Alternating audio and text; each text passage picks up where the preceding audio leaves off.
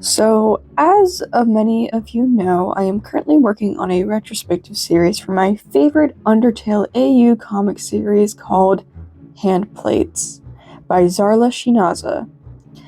And currently, as of recording this, I have just finished editing Season 4.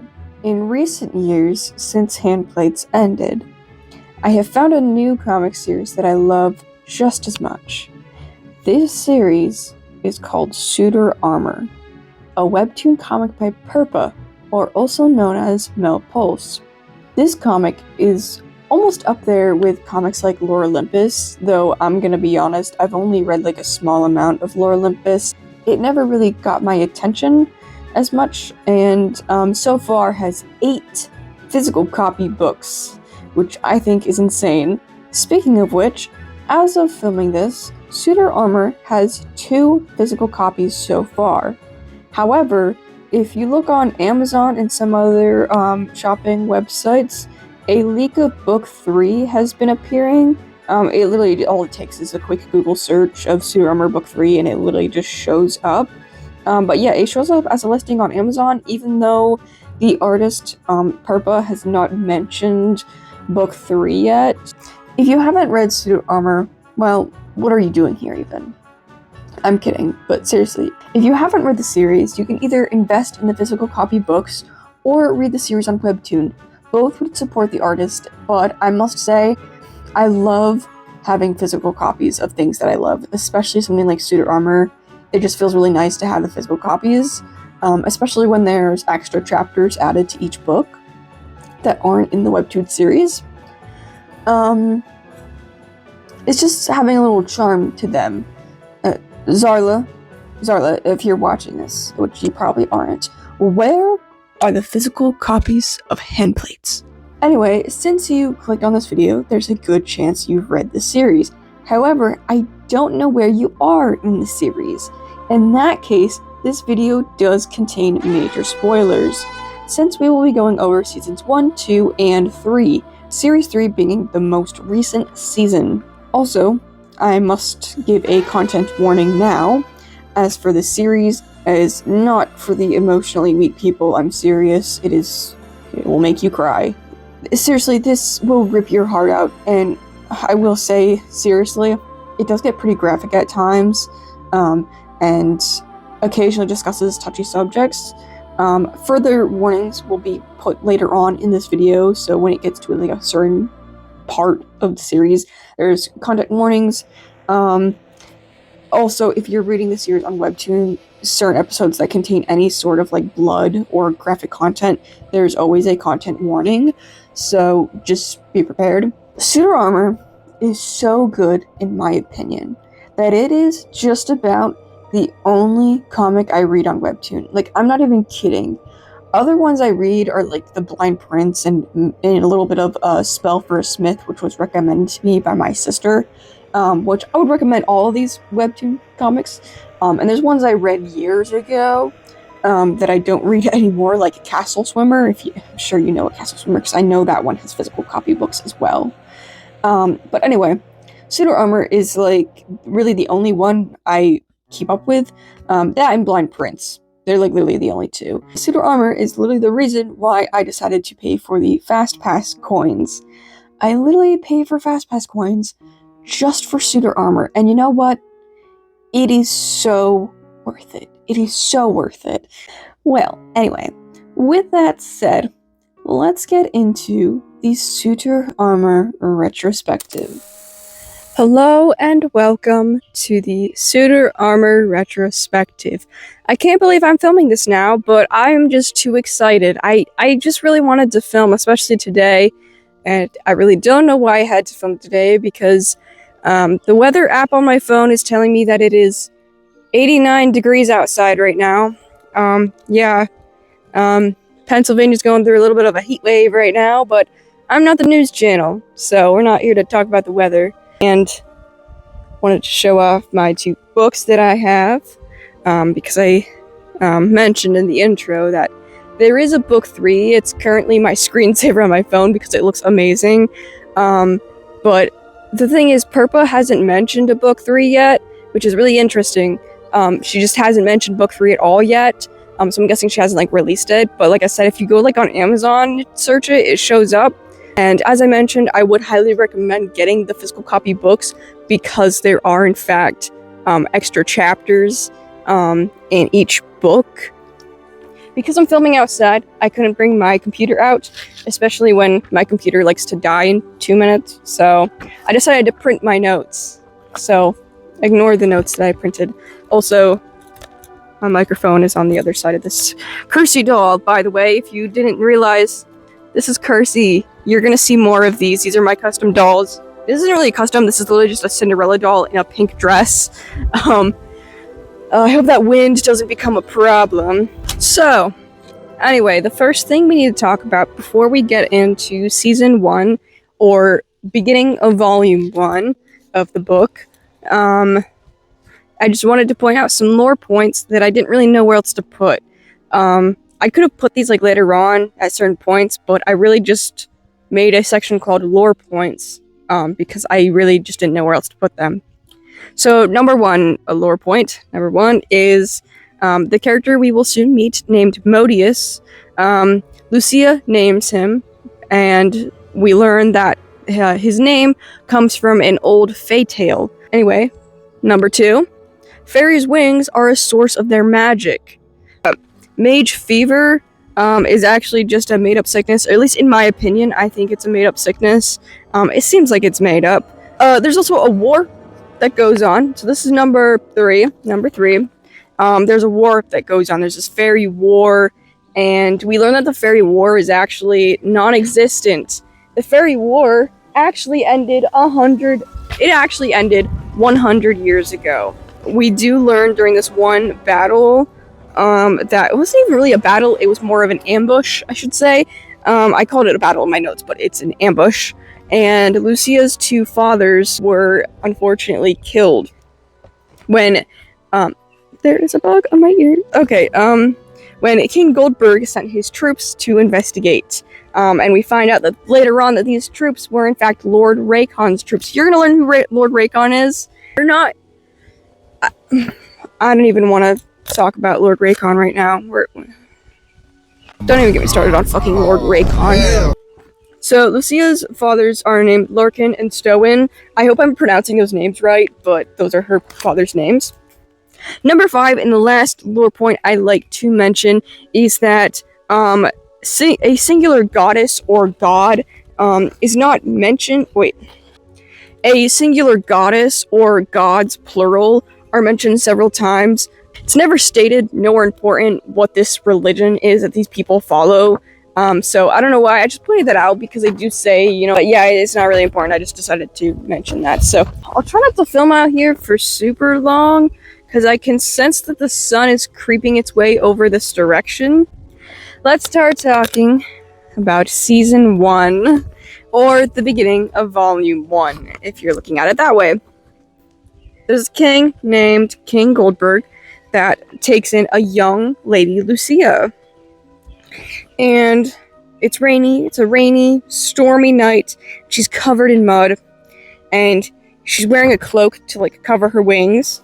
But King Goldberg takes her in and takes her into her castle. Literally takes her in. And King Goldberg has a daughter of his own named Kersey, who ends up being my favorite character. So, my first question is, why did King Goldberg take Lucia in, especially if he knew that she was a fairy? This will be more as a why question later on. You'll be thinking to yourself the same thing, most likely. Why did he take her in, especially if he knew she was a fairy? Now it's time for a bit of a time skip. We skip ahead to later on, where Lucia and Kersey are both grown adults.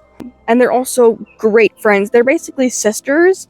But ever since Lucia showed up to the castle, Lucia has become Kersey's lady-in-waiting, which is basically her personal maid. Lucia has found a special way at this point to hide her wings, which is in a very special corset. And I bet you this has got to be really painful. We see it later on, it's painful to her. And she also just hides her ears in her hair. But later on she comes up with a spell, and she uses spells to make her ears like normal ears. Kersey and Lucia have they leave for a tournament, and they go to meet Kersey's soon-to-be husband, Raymond. I love Raymond, bro. He's such a good guy. He's a redhead, and he's awesome. Okay. Lucia meets Modius, the giant hunk of armor, and the royal mage Norix, which Norix is going to be a very important main character, and Norix is awesome. And she also meets other main characters such as Perez and Baynard, and Modius ends up winning this tournament because clearly he's going to outsmart a little human. And as he wins the tournament, he walks up to Lucia and hands him a magical white rose. I don't really know why it's magical, but rose that he hands to Lucia. Later on, Lucia gets to meet Norix personally and gets to learn a little bit about magic and how it works. She also tries to learn more about Modius because Modius just intrigues her so much. Things, however, take a turn and get a little antsy at the castle when a fairy is loose in the castle. Later on, Lucia does end up getting to meet this fairy named Quinn. Quinn is, I'd like to point out now, Quinn is non-binary. Wow! If I had a nickel for every time I was doomed by a puppet, I'd have 2 nickels, which isn't a lot, but it's weird that it happened twice, right? Later on, learn that this is not the first time that Lucia and Quinn have met before. They grab a hold of Lucia, and then they share a weird moment because Quinn very clearly realizes that Lucia is a fairy and is disguising herself as a fairy because Quinn has Lucia like this and can feel the corset that she's wearing. Quinn came to stop Modius because we find out Modius was made to kill fairies. So then it's revealed that Modius can talk. Modius learns how to talk, and he starts repeating things and stuff. And this becomes very important because Modius isn't supposed to talk. It's very much an anomaly. We learned that Perez and Baynard are in a romantical relationship. Yay! I love Perez and Baynard so much. They are my favorites. I just also want to point out with Perez, Perez is a very unique character. Later on in episodes, we find out, it is revealed to us, that Perez is an elf. Now, elves, this should be in the lore points, but elves aren't just people that have pointy ears. And a lot of people, like Lucia, assume that elves and fairies are completely different things. No. Elves are fairies that have their wings removed. See, elves have, more, freedom than fairies, and that's why a lot of fairies choose to become elves. And because they get treated poorly like poor servants, but they also are, they just have more freedom than fairies. Fairies have just absolutely no freedom at all, and everyone... I wrote, who is Perez's mom? Is she a fairy? How is Perez part fairy? How is he part elf? Because we learned that we never get to see his scars for having his wings removed, so we never know if he actually had wings or not. But we do know that he had elf ears, and those were, surgically, cut to look more like regular human ears. And so my question is always, who is his mother? Because we know who his father is, but we'll talk more about this later in book 2. I need to put this into my retrospective when I can find somehow. Okay, so in book 2, there's a line in the bonus chapter of book 2. There's a line from Baynard saying, "You were in that experiment that bred Fey bloodlines or blood out of, I don't know. Anyway, I don't know. My point is, I was going back just to find a single picture for my retrospective. I completely glossed over the fact that Perez says this. Season 2 of Suitor Armor, episode 61. Lucia and Perez are talking. He literally explains everything. How did I miss this? I know I've read, I've read Suitor Armor so many times, but, like, how did I gloss over this so much? Maybe I read it and, like, understood it, but then just forgot about it. I don't know. But I must have forgotten about this, because otherwise it would have been in my notes and everything. So, do you know what happens when a human and a fairy have a child? We don't really know, but, that child will lose part of their fairy traits. Sometimes okay, so maybe his mom is a fairy. Let me just read this. Sometimes it's the ears, or they will lose a tier of their wings. And if they grow up and have a child with a human, that child will lose more. Yeah, blah, blah, he's explained that. Ultimately, there's nothing fey about them. They've lost everything, including that natural connection to magic. So one of my ears was slightly pointed at birth. And then they cut it. My father took care of it that same day. I'm mad at myself that I missed, because I remember reading that line and being like, what? Because I completely forgot this conversation happened. I remember Perez showing Lucia his ear, but I don't remember a word they said, apparently. Anyway, back to the video. Lucia then becomes Norix's apprentice, and that's where she starts to learn magic. And that is the end of Volume 1. That is where Volume 1 ends. So, let's talk about the bonus chapter that shows up in Book 1. So Book 1 the bonus chapter is a backstory for Perez, and we learn more about his toxic father, named Lord Hargrave. Perez goes to train to be a knight because his father tells him either be a knight or go get married to a woman. But Perez is gay and doesn't want to marry a woman, so he just goes to train to be a knight. While he goes to train, he meets a man named Baynard, who, at this moment, since this is, like, years ago, this is, like, backstory, Baynard used to be a little bit of an ass. He's a bit of an ass, okay? But yeah, he's also, like, trying to, friend Baynard because, he wants to be a knight, and he's, like, the head of the knights. I apologize if the camera scooched just a little bit, but it was starting to sit in the sun, and I'm trying not to have my phone sit in the 89-degree sun. So, yeah. Anyway. So, now on to beginning of Volume 2, aka we learn a little bit about Norix's backstory, like, very little. We get Norix's story, like, a couple times throughout the seasons, but Season 3 is where we really learn everything about Norix. He's fully exposed in Season 3, so stay tuned, because you're going to want to learn Norix's backstory. It is so good. What we do learn for now is that him and his poor mother, they traveled to meet a woman named Lady Barsabe, and they basically become servants for Lady Barsabe in her giant-ass mansion that's totally not possibly haunted. Yeah, we'll come back to Lady Barsabe later. She becomes very important. But unfortunately, his mother grew ill and passed away from her sickness. I have 2 notes to point out here. Lucia asks Norix if she should call him Master, and Norix, no joke, gets turned on by this because he has a big fat crush on Lucia.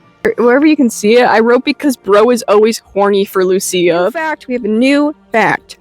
A fairy's main source of magic, it comes from their wings. I know we already talked about this in lore points, but without their wings, they are powerless. Magic that is done by humans requires some source of, like, sacrifice, whether that be, like, the smallest form being a plant, and then later on, like upping up that magic, like, the more powerful the spell is, like, you have to use, like, a bigger animal, or a human, or a fairy.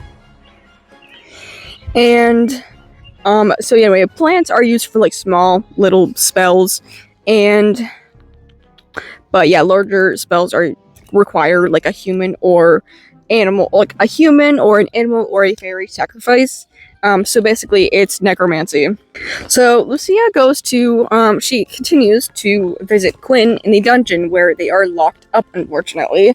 She talks to Quinn to learn information because it's the first fairy she's ever seen since her very young childhood. And the two talk for a while, and it's revealed that the war between, like, Quinn is the one to tell Lucia that the war between humans and fairies ended over 100 years ago.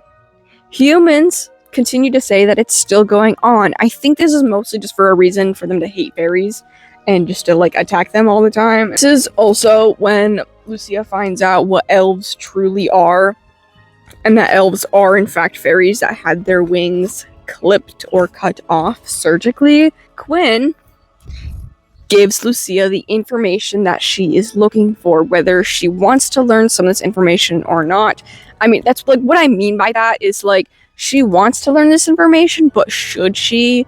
You know, it's like, it's just really, like, messed up stuff that she has to learn, and she has to, like, stop being babied by the lies she was told throughout her entire, like, childhood by the humans, and just be like, 'cause, like, that's really how Lucia, like, grew up. Like, this gets brought up a couple times later on, but Lucia is spoiled, like, and what I mean by that, like, she grew up in a castle with humans, so she was told a bunch of lies, and she never learned this stuff, so now it's time for her to actually learn the truth. V gives Lucia a, like, magical, like, tip, like, literally writes a magic V on Lucia's hand, and yeah, so Lucia has to go, so at some point, Lucia has to go to the black market and find a person named V.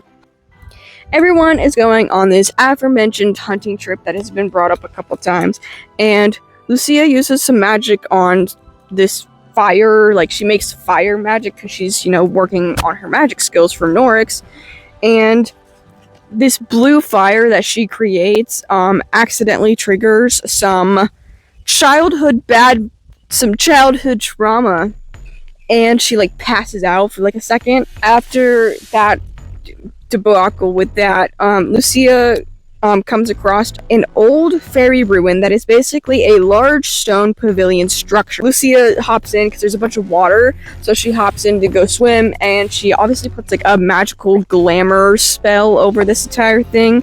And she brings her friend Lazuli. I forgot to mention Lazuli. Lazuli is a small pixie that came with Quinn, and, like, didn't get captured because she's, like, a little tiny, pixie. And Lucia ended up saving Lazuli from a group of hawks trying to attack her, and she befriends Lazuli, even though she can't understand her because pixies speak a different, like, pixie language, so she can't really understand her. However, some pixies can repeat certain messages and stuff. So, anyway, she brings Lazuli with her, and she has this big, glamour spell on so no one sees her. However, while she's swimming naked in a small pond, guess who shows up? Modius. Modius shows up and sees Lucia naked. He does see Lazuli as a small bird rather than a fairy, so I'm guessing he doesn't see her wings. But eventually Modius does find out that Lucia is a fairy. Like, he knows. He's sentient, he knows. Okay, so this next part, I have to give a little bit of a content warning, just a little bit. This is a fae beast on the cover of this book. That is a fae beast. And because they are on a hunting trip, King Raymond and his men, they kill the fae beast, unfortunately. But let's talk about this fae beast for a little bit. So this happens, like, right after, like, Lucia comes out of, like, the water and she's, walking back. She comes across this fae beast, and so my notes on fae beast. So real quick, fae beast, what are they? We don't really know a whole lot of information on fae beast, but this is what we have. So Also, how did they become Fae Beasts? We also don't really know. We kind of know, but we don't know. We know that they were once fairies. Apparently, hundreds of years ago, Fae Beasts were able to change form.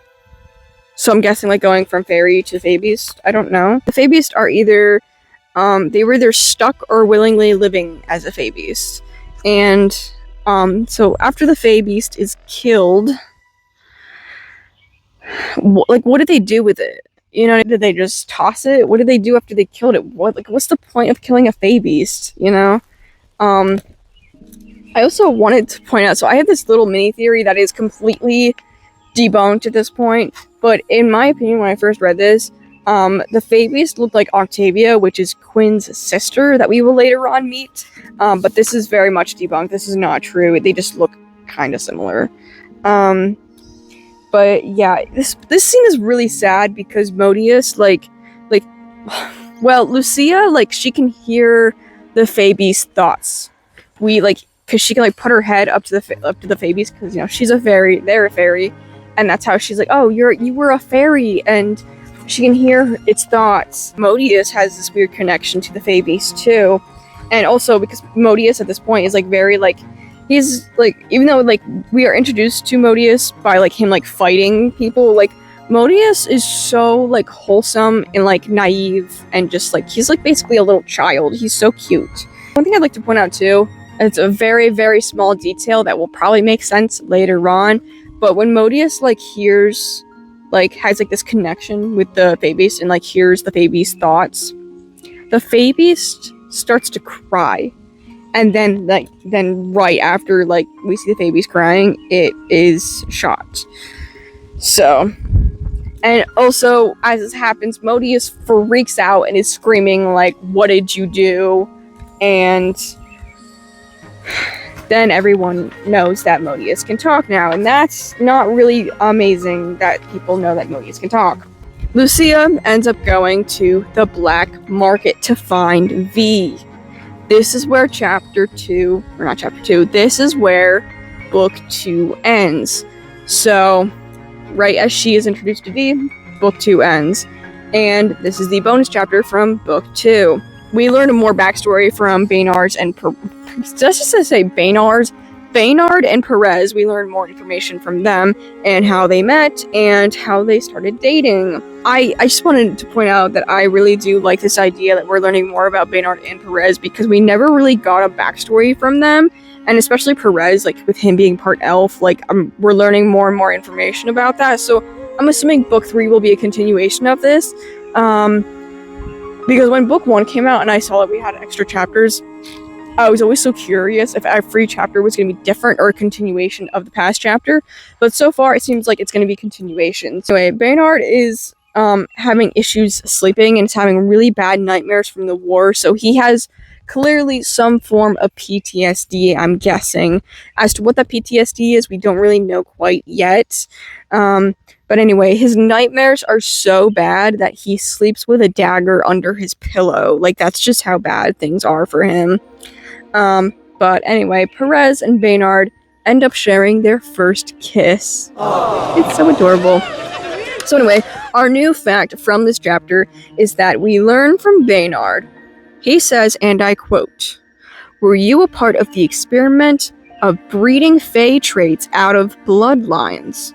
And Perez responds with, "I am a direct result of it." So, that's a lot of questions, but then also, like, explains a lot. So, this explains why he has elf ears that were seemingly cut. The question is, what experiment are we talking about? I need to learn more about this now. Beginning of volume 3 would most likely start here. And I don't know where book 3 would end because we're not that far yet. Lucia goes to find V, and she finds out that V cuts and sells wings, but for somewhat of a good reason. He never forces anyone, and he only profits from 15% of the earnings. The rest goes to the patient or the wing owner. And like I said, he does not do this forcefully. And actually, Lucia kind of debates this whether or not, but when he sees her wings, he's very shocked to find out that she's a monarch. Why monarchs are so important is because monarchs are super fucking powerful, and they are like basically fairy royalty. We learn a little bit about fairy war lore. So the war between fairies and humans ended over 100 years ago, but people still claim that it's still going on, just so that they have a division between the two, as an excuse to torture the fairies. But at one point, humans worshipped fairies years and years and years ago, until the Fae began to use magic and spells on the humans. When the war started, the monarch fairies made a vow of peace, but the humans broke it. Vows are very interesting because a vow can be made by a fairy or a fae, but it will break naturally if the vow is fulfilled or comes to fruition. But if it's wrongfully broken, the fairy that made the vow will die. Because of the vow situation in the war, most other fairies have hatred for the monarchs. I hate to inform you that a man named Lord Raycon arrives to the castle. He is just all over bad and evil. So Lord Raycon is Raymond's very evil uncle. And when he shows up, he has 2 elf slaves by his side. Today's subject, slavery. But we'll learn more about these twins. They are such interesting characters. But to point out now is that they have the twins, they have like albinoism, and they also don't talk. They are completely mute. I kind of wonder if the twins, like, I don't know if I wrote this in my notes later on, but like, I don't know if like he cut their tongues out or just like tortured them into silence. Either way, I don't want to know. Things get pretty dark, and it's not just a pretty little comic about fairies anymore. New fact to point out before I change the page: the iron is the strongest defense against fairies. You know, Modius, who is made of iron, strongest defense against fairy magic. But some believe that iron burns fairies. What's wrong? Your ring. Iron burns fairies. I am sorry. Raycon makes Lucia show her ears. She does, but she used the spell to make her ears look human. Also, I'd like to point out that Raycon has a big metallic, like, magic metal arm. And we will later find out why he has that magic metallic-looking claw hand. Episode 45 of Suitor Armor is the ball. This is where I think the majority of book 3 is going to take place, and I think this is where book 3 is going to end. I theorize the end of book 3 is going to be the end of season 2. Lucia shows up to this ball, which this ball is clearly for Raymond and Kersey, which it's not like their marriage ball, it's just kind of a celebration ball of their, I guess, relationship. I don't know. But Lucia shows up in a big blue butterfly ball gown. I love this dress so much, and yes, it reminds me a little bit of Mariposa. Also, everyone else on this day is just like amazing. Like, Kersey's dress is so pretty. Norix looks amazing. Like, everyone just looks amazing in this season, or this part. So Kersey always looks good. We're gonna talk about Kersey, like, and my big fat crush on Kersey. Okay, listen, I have crushes on a lot of Suitor Armor characters, but like Kersey, every time she wears a new dress, I'm just like, yeah, that is sexy. Listen, I'm straight, okay? I'm gonna admit it. I'm straight. I have a boyfriend. But Kersey? She's just my female crush, okay? Oh, Lord, have mercy! Norix asks Lucia to dance. It's so cute. I'm not gonna lie, I'm gonna say this now. I'm a Norix and Lucia shipper. because obviously, like, one of, like, the main ships is Lucia and Modius, but even the artist Purpah has mentioned, okay, Purpah has gone to several Comic-Cons. On their table is 2 jars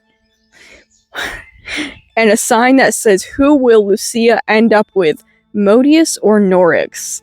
And I don't know, like, I'm here for both, honestly. Like, I'm here for both, but personally, like, if I were to pick one, I'd have to go with Norix.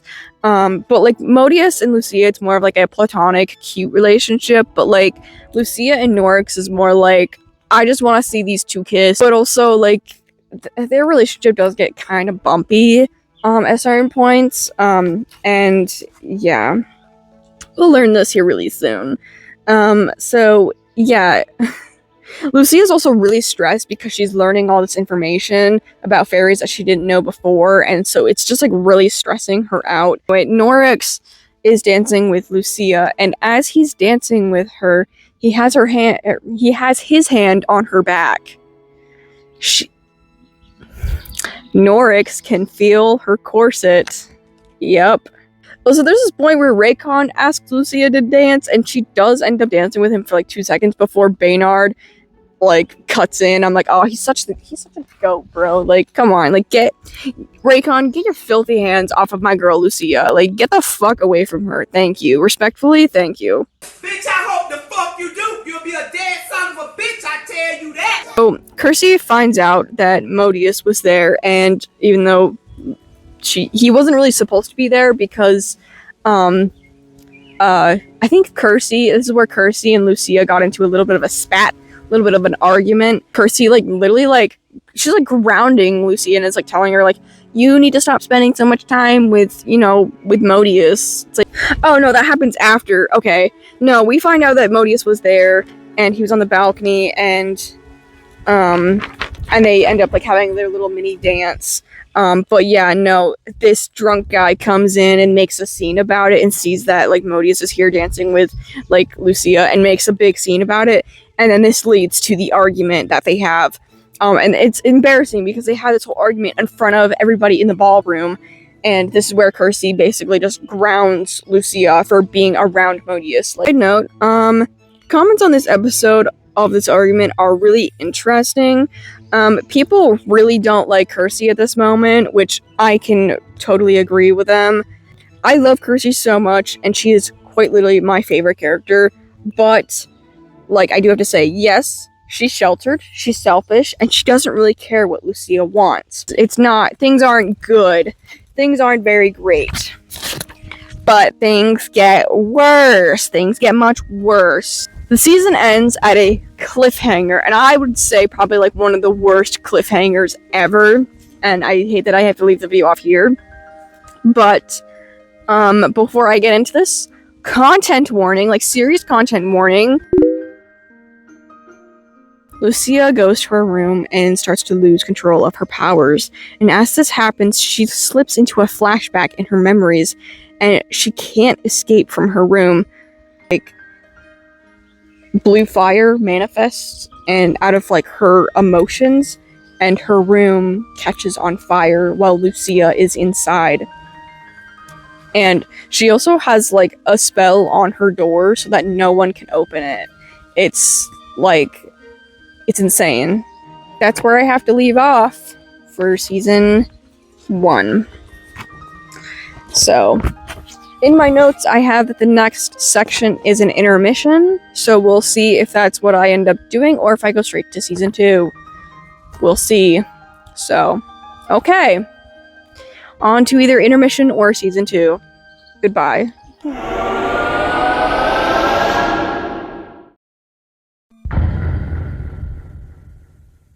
So I have lots of good news for this intermission section, which this won't last too long because I really don't know what, like, I tried to come up with different things to talk about during this intermission section, but there's just not as much to talk about.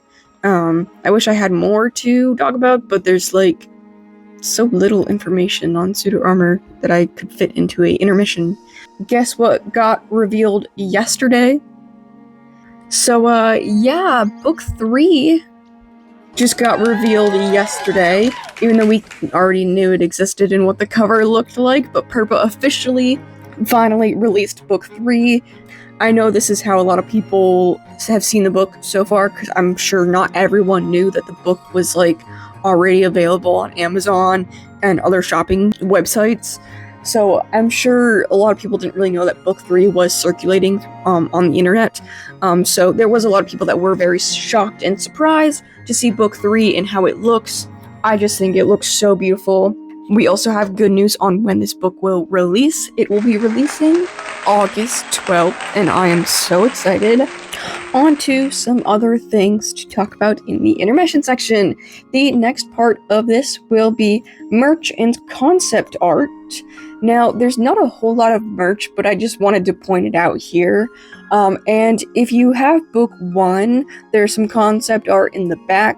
I'm going to show some pictures here of some concept art of Kersey, Norix, and Lucia, because I just love this concept art. It's so pretty, and it's really interesting to see Kersey in a red dress like this, like, early on in the concept art. Also, like I said, there is not a lot of merch, but some of this merch I just had to mention. So not only does Purpah on her website sell things, like prints and stickers, she also sells keychains of like chibi versions of the characters, and I'm going to show a picture of the Lucia one. There's a couple others. I think the Dear Fabeast also has a keychain, and they're just so pretty. They're so cute. I'm going to buy one at some point. Now, the funniest thing in the merch that I find hilarious, because this is the only thing that's not a keychain, a sticker, or a print. But what I find hilarious about this specific piece of merch is that it's a mouse pad with Modius on it. And it's not just any regular old mouse pad. It's not just a square, flat mouse pad. No. If you're aware of those anime girl mouse pads that have 2 little bumps on them, and normally these anime girl mouse pads, like, they're intended to look like boobs. They're intended to look like anime girl boobs, but she put one with Modius on it, and it makes it look like Modius has big bazonkers or whatever. I mean some serious hunkers. A real setup of dunkers. Packing some Doban hunkeros. Massive da hunka bankaloos. Moving on to the next section, we have Mel Pulse's OC called The Purpah, but they have an OC called The Purpah, and I really do love this OC. She's really pretty. She's got this beautiful purple hair, and obviously she's a fairy. It would be really cool to see this character like in Suitor Armor. But alas, she is not a character, but she is really, really, really pretty. And also, this character also shows up in Purpah's like logo that she uses. The next thing is dubs. Now, there's not really many dubs. I've seen a couple of short dubs circulating around on the internet, but they only do like 1 episode, and normally it's like the first episode or like a couple episodes in. There's one dub in particular by the YouTube channel called Dani Dee, or Dani Dee. I hope I pronounced that right. Has dubbed quite a few episodes of Suitor Armor, and I want to say like they got through quite a bit, but not like obviously not a lot. Like quite a bit is like, a couple episodes of season 1, so we're not even scratching the surface of season 2. But that's the most episodes I've seen anyone dub. It's like the world record. Dani Dee, if you're watching this, please make more episodes. Honestly, when it comes to dubbing, I really wish there was more people that dubbed Suitor Armor and dubbed like all of it, or at least a majority of it. Like, I really wish there was more than just like a couple episodes of season 1. Obviously, Handplates got the entirety of it dubbed, even if it was through several different YouTube channels that dubbed it. But no one's ever dubbed Suitor Armor in full, and I just really, really wish we could have that. A thought I've had for a while now is dubbing Suitor Armor myself. Now, I don't have any experience, like actual experience with voice acting, but I'd have to find some male voice actors. Yeah, anyway, Dani Dee, thank you for dubbing at least a couple episodes and not just like one or two. Thank you for being a good dub. The next section isn't really that important, but it's a character I wanted to talk about real quick because I don't know really where else to talk about this guy. He shows up a lot throughout the series. There's gonna be a little bit spoilers for seasons 2 and 3 that we haven't gotten to yet, but like I said, he's a side character, and he's not really that important. But I wanted to talk about him. Okay, so I'm gonna be really honest. I don't know if this character has a name. But yeah, so this side character we see multiple times. He shows up once or twice during this whole hunting trip that these characters all go on. And he's kind of a dick. Like, no, this, like, not just kind of, like, this side character he's a huge dick. And he is actually the one that ends up killing the Fae Beast in season 1. Which is, you know, unfortunate. I don't think they planned to kill the Fae Beast, but this douchebag just ended up killing it anyway. Because also during the ballroom scene, or the ball episodes, this drunk guy finds out that Modius was out on the balcony dancing with Lucia. Yeah, we find out this drunk guy was this guy. He's basically like, he's like the Gaston. You know, he's literally just like the Gaston of Suitor Armor characters. And we find out that this character had a sibling named Enver, who we will later meet in season 3, because slight spoiler warning, near the end of season 2, this character ends up getting killed. I'm not gonna say by who, just because it's a spoiler, I'm not gonna say who killed him. This person who killed them ends up becoming friends with the sibling named Enver. And when we meet this Enver character, we actually learn more about this other guy, this background character. We learn more about his past, and we learn that he became a knight in hopes that would make him, you know, more of a man, I guess. I don't know, but it just turned him more into a douchebag. That is all I could come up with for this intermission section. I don't want this to go on for too long, so yeah, so that's really all I have to talk about for the intermission section, other than the fact that I need more Suitor Armor merch. If I could have a Suitor Armor t-shirt, that's all I could use. It's just a t-shirt. I mean, the books are wonderful, but like, I just need some like t-shirts and shit, you know what I mean? Okay, anyway, see you in season 2. Goodbye. Damn it. Oh, here it is. It's right here. Almost lost Lucia's little tiny Barbie shoe. I'm gonna go take those off. Okay. Hello and welcome back to the Suitor Armor Retrospective Chapter 2 section. Yeah, I also want to point out that Norik's cosplay, I hope you like. I'm gonna show off the makeup a little bit, 'cause hello. I bought a wig just for this cosplay. And also, I'm not gonna lie, this cape is probably gonna come off fairly soon. It is being held together by magnets and a dream. So yeah. It's probably gonna come off, and it's also warm outside. It's supposed to be warm today. So the Lucia doll is huge. I'm also gonna show this off real quick. This is my Lucia custom doll that I just used a big fairy Barbie doll for and just gave her a blue dress. I love her, but she's ginormous. I mean, that's pretty canon though, right? So yeah, we're here to talk about chapter 2, or season 2, I should say, season 2 of Suitor Armor. Also, if you guys want to see, actually, you know what, screw it. Showing off what's in my cool little bag. The first thing is this white rose that I bought from a small business that I found on the 4th of July. Yeah, I found this white 3D printed rose, and it glows in the dark. Didn't believe me, did you? Of course this thing glows in the dark. It's awesome. Look, it even glows blue. It's really cool, and I just wanted to buy it. It was like $3. I love it so much. So yeah, anyway, I have a white rose. Let's see what else I have in here. Of course I pulled out my favorite thing. I have a mini Declaration of Independence. Yeah, that's what I have in here. They're just like little jars, really. Like, a lot of these are just like crystals. Like, this is sequins. And crystals. Just little jars of mini crystals. That's all it is, really. Ignore the fact that it is, in fact, a Crown Royal bag. Let's just get into this now. Okay, let's get into my notes. I'm so excited to talk about Season 2. I can't wait to talk about Season 3. I want you to comment right now.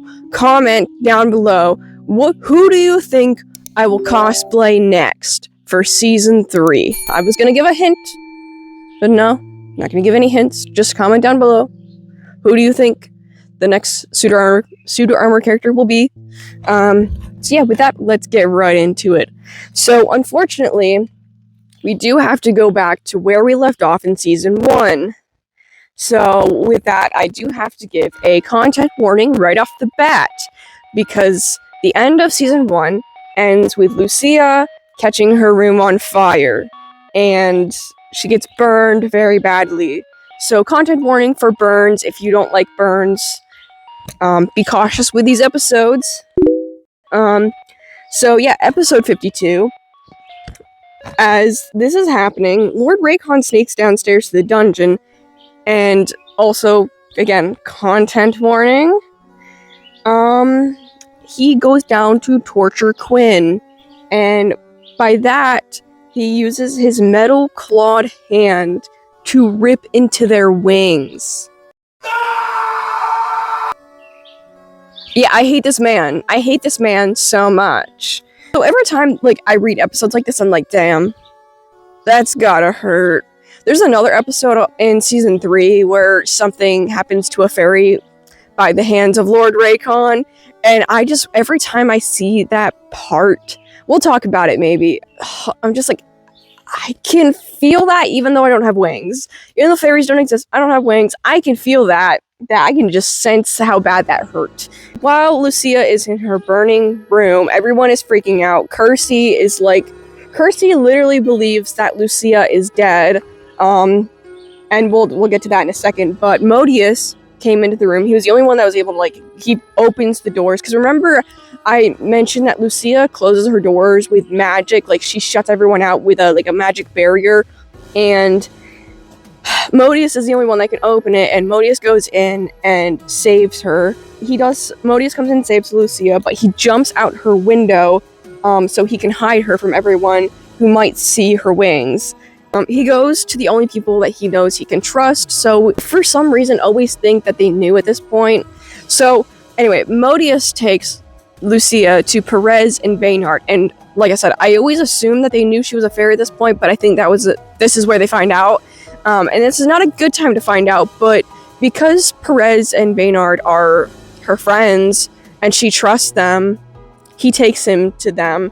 Also, I see butterflies flying around everywhere. I keep seeing that the yellow ones. I love this one. The yellow-tailed tigers, or yellow swallowtail tiger butterflies, I think. But I believe I see a monarch. I can't really tell. These glasses are a little blurry for me. But I have been seeing a lot of monarch butterflies flying around lately, and I love monarchs, okay? They tell Modius to watch the door, and Lucia is screaming in pain, and this is literally driving Modius, mad, insane kind of mad. And eventually they do tell him, you just need to get out of the way, please, we'll take care of Lucia, you just go protect the door, that is all you can do to help us right now. They're healing, they're wrapping her entire body in bandages. Kirsty is upstairs freaking out, she's all oh, Lucia's dead, everyone thinks that she's dead because they didn't find her body. They're we didn't find her, she must have just died. Suddenly, Lucia starts to heal herself. And this is still a little bit unexplained, but I think it's just, her body just healing herself because she's so powerful. I think that's, the only explanation, is that Lucia is just so darn powerful that she just can heal herself completely. Afterwards, she heals herself, and she's okay, I'm fine now. But, obviously, it still has a mental take on her. It has a mental toll. What is the word I'm looking for? But you know what I mean, right? This is still gonna mess you up in the head because, you almost died because you were burned by your own magic, because of your own trauma, and then you just magically heal yourself and you're just fine, and everyone assumed you were dead. But anyway, She walks upstairs and goes to tell everyone a poor ass lie. Like, she forget what she says happened, but it's really funny. It's really bad lie. And I'm surprised Kirsty fell for it, but you know, she is blonde, so. Side note, this episode 55, gives us some hints at Modis's backstory. During Kirsty and Raymond's argument, Raymond mentioned that he knows what happened to Norix and he felt bad for him, so he took him in and gave him a job to keep his mind off things. How did Raymond know about Norix's backstory? I have a strong feeling Raycon also knows, which, actually no, he does know. He literally blackmails him with this information later. So, Lucia knows some of the extent of her powers, and she understands that monarchs are really powerful, and now she remembers knowing Quinn. They realized that when they met each other when they were little. However, Quinn is a little upset with Lucia because then she realizes, wait a minute, you're a monarch fairy. You can get me out of here, like, why don't you just set me free? You're powerful, but Lucia has to explain to her that, like, she's like, I kind of can't because I don't know how. I can't really control my powers. Like, I literally just lit myself on fire without even trying. Side note, episode 61 is where it is revealed that Perez is an elf. And I'd like to point out my mistake that I made in the last video, and I was like, oh, Perez's mother, was she a fairy? No. I just completely missed conversations, and yeah. Anyway. Also, a few people in the comments say that the fairy that was killed at the ambush in the flashback scenes that we get looks a lot like Perez and could be related to him, but I personally don't see it or believe this theory since there was no attention brought to this random character that died. Anyway, continuing on, Baynard and Perez agree to teach Lucia how to fly. Well, and also how to fight as well, but using her wings. Episode 64 is where Lady Barsabe is introduced for the first time, and she's introduced as a mysterious old poor woman that shows up on, well, she was from the streets, but she warns Lucia about Modius and how he was made. And also how Lady Barsabe comes into the castle is like, they were doing this thing called like People's Court. Lady Barsabe shows up and she will be very important. So yeah. Side note with this, I have a quote from a comment from episode 67, Poetic Mystery Man. And they said, I think what I find compelling about Lord Raycon is how well he is written. He has all the qualities of an interesting character. He is eloquent, calm, and can be very polite. But that is what he says that matters. But here, we see more of his motivations. He openly chooses evil. It seems like he has multiple chips on his shoulders. And when it comes down to both fairies and even his family, the man is cursed with a terminal spell. He understands and manipulates people with his power. This is coming off. It's coming off. Oh my gosh, I can't. I'm so sweaty already. I've been...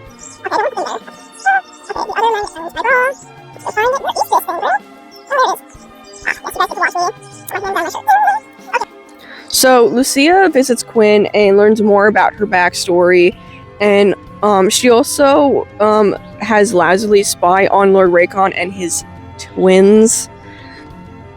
So again, another side note / question.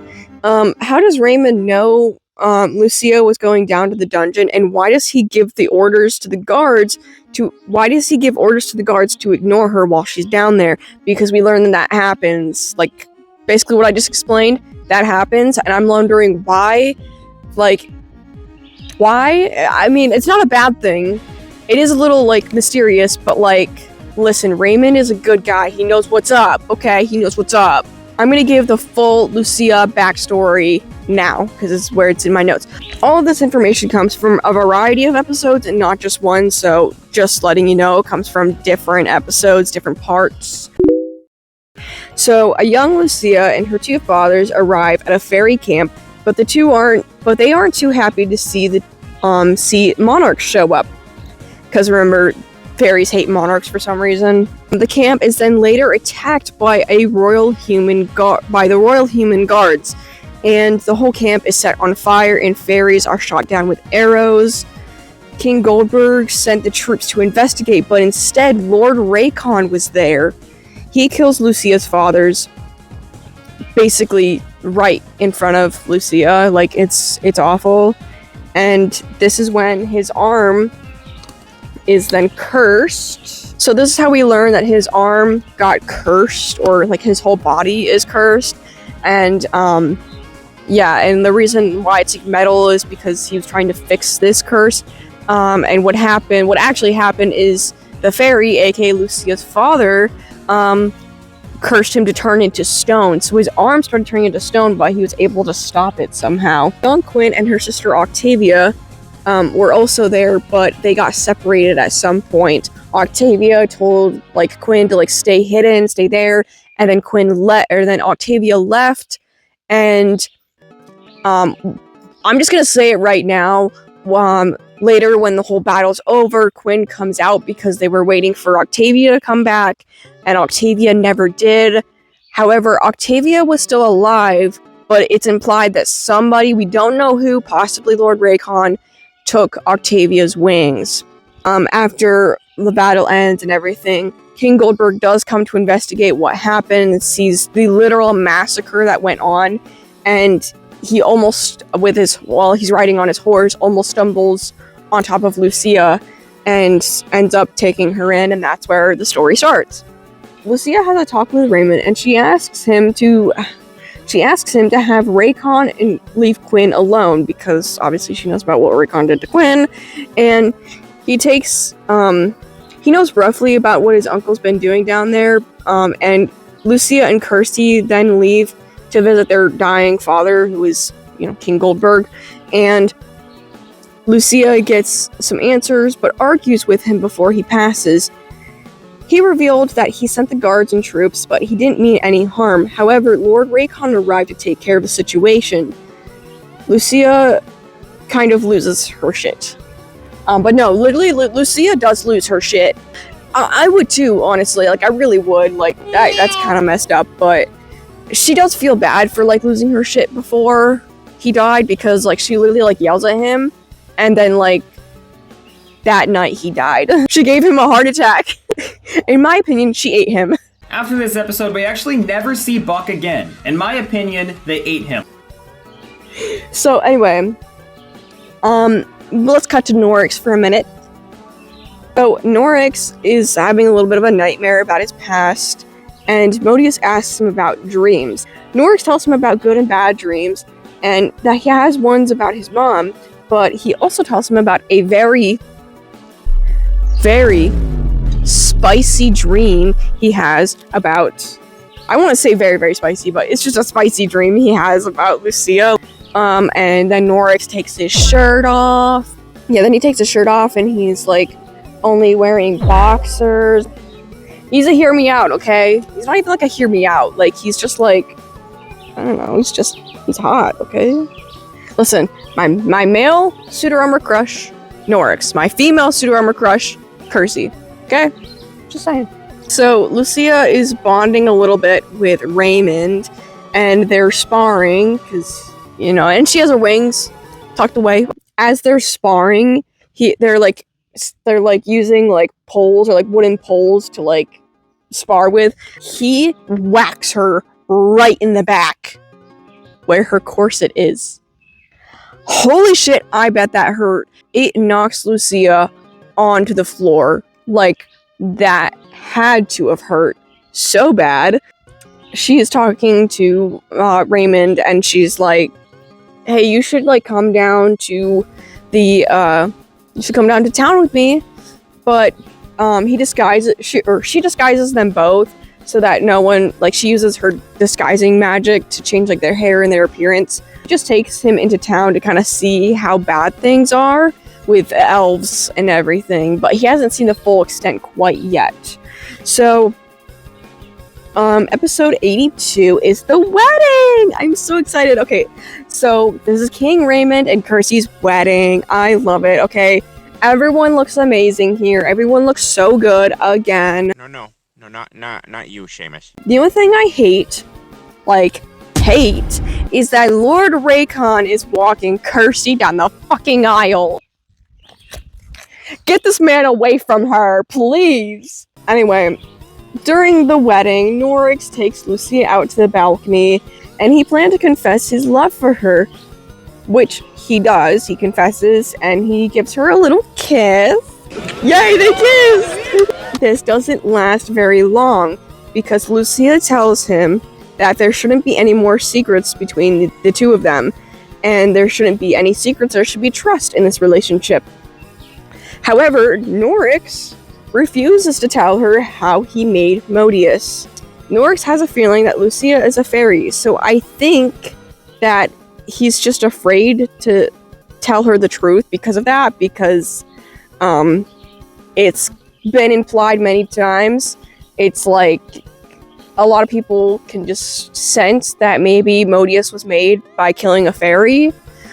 So I think at this point what's going on is Norix has a sense that Lucia is a fairy, but we kind of have a sense that Modius was made by killing a fairy, and that's why he's not telling her. It's also just like, I don't know, he just doesn't want to tell her, and she, because of everything that's going on, doesn't really feel comfortable with telling him that she's a fairy. We can either love each other or tell each other our darkest, deepest secrets.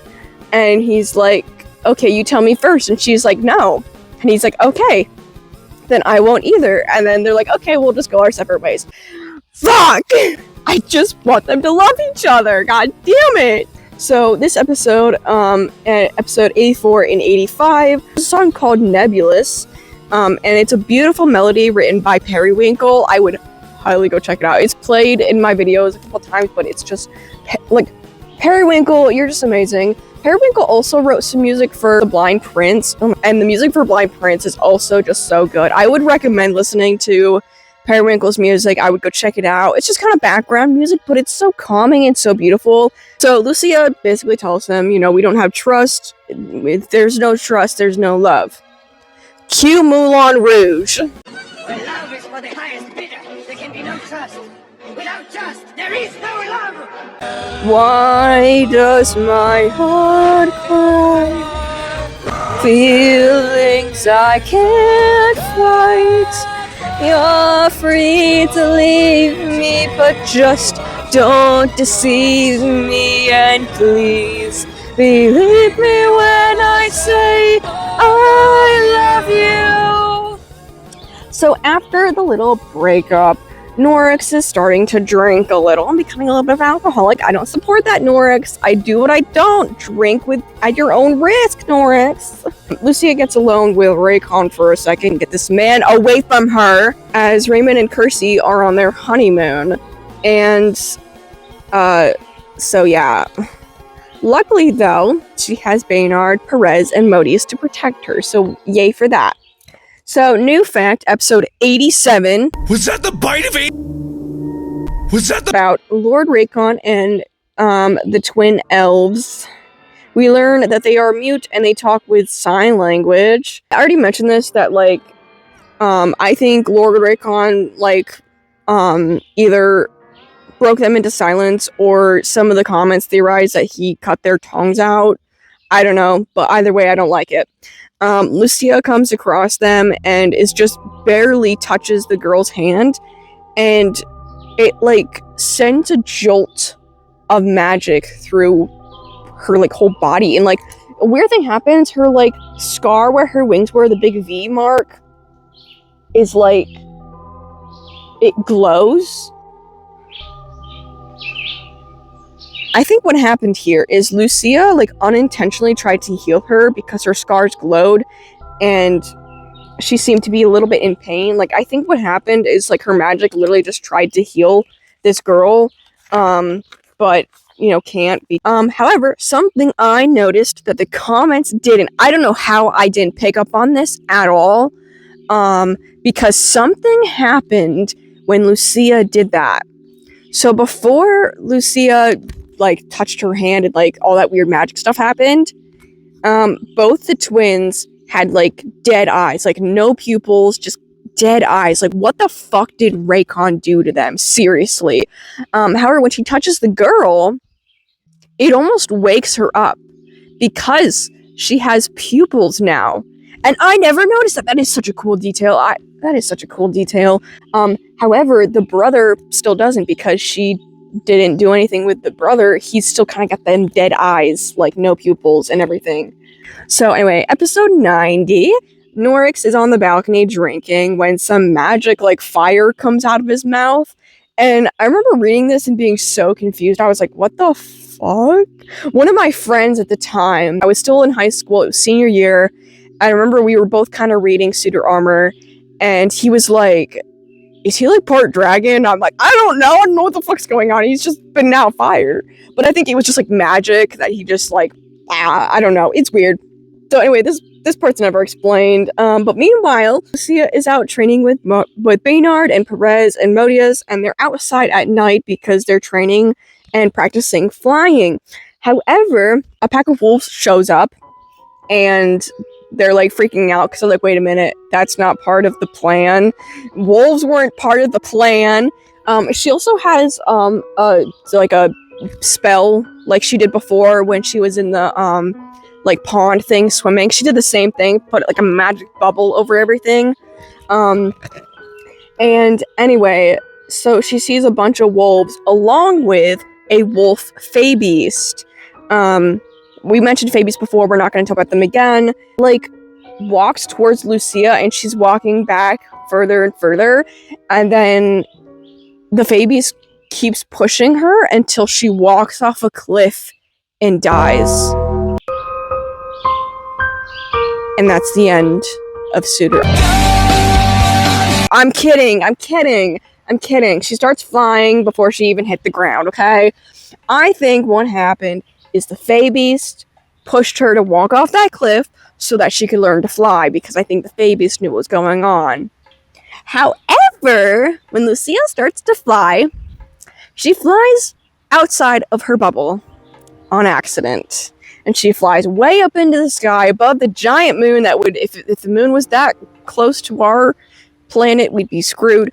I hate in movies when the moon is just so big. You know what I mean? I'm sidetracked, but you know in movies when the moon is just so ginormously big, it's like if the moon was that close, we'd be in trouble. Flying above the moon. Guess who sees Lucia? And it's not Lord Raycon, I can tell you that. Norix sees Lucia and finds out that Lucia is in fact a fairy. This episode 93. Content warning. I don't want to talk about this episode, bro. I don't even want to talk about the rest, but here we are. So, episode 93. Lord Raycon reveals his collection to Lucia. What collection, you ask? What might this collection be? It's not of his sick collection of Pokemon cards or Monster High dolls. No. It's a collection of fairy wings. Fairy wings? I hate this man. Get this man away from her, please. Trying her best to stay calm, which she does pretty well. She stays mostly calm. However, I don't know how she doesn't lose her shit at this part, because she's looking around and he specifically shows her father's wings that he, like, after he slaughtered her parents, had the audacity to hang her parents' wings up and then be like, hey, Lucia, I killed your dad. Dads, plural. And Lucia does so well. I don't know how she doesn't, like, lose her shit, but she stays so calm, but at the same time, he's, like, internally losing her shit. There is a pair of red wings that look somewhat familiar to a certain fairy's wings, but we'll talk about that later when it becomes more important. I'm not going to say whose wings they look like to me, but we'll talk about this little mini theory I have later. It's kind of debunked, but it is a little mini theory, and we'll talk about it in season 3. So, some people theorize that the one kind of wings looks like the twins. Some people in the comments were saying that the twins were monarchs, but we actually see their wings here too, and we learned that they were like dragonfly-like wings, kind of like Quinn's almost, but they were like greenish. And we know that they're the twins' wings because the twins are in the room with them, and they're like they're like reaching their hand up and they like look up at them and then look at Lucia, like clearly these are their wings. So we also learn a new fact throughout this moment. We're kind of getting some flashbacks. We do learn that this is where Larkin, her one father, ended up being the one that cursed Lucia. Or not cursed Lucia, cursed Lord Wacon. What the hell? I can't get names right. Jeez. Remember earlier when I said that Lady Barsabe showed up and it was like during People's Court? I lied. That was just Lucia down in the village, I think with Norix. They went to the town and she bumps into Lady Barsabe. I forgot. I messed up, okay? I'm sorry.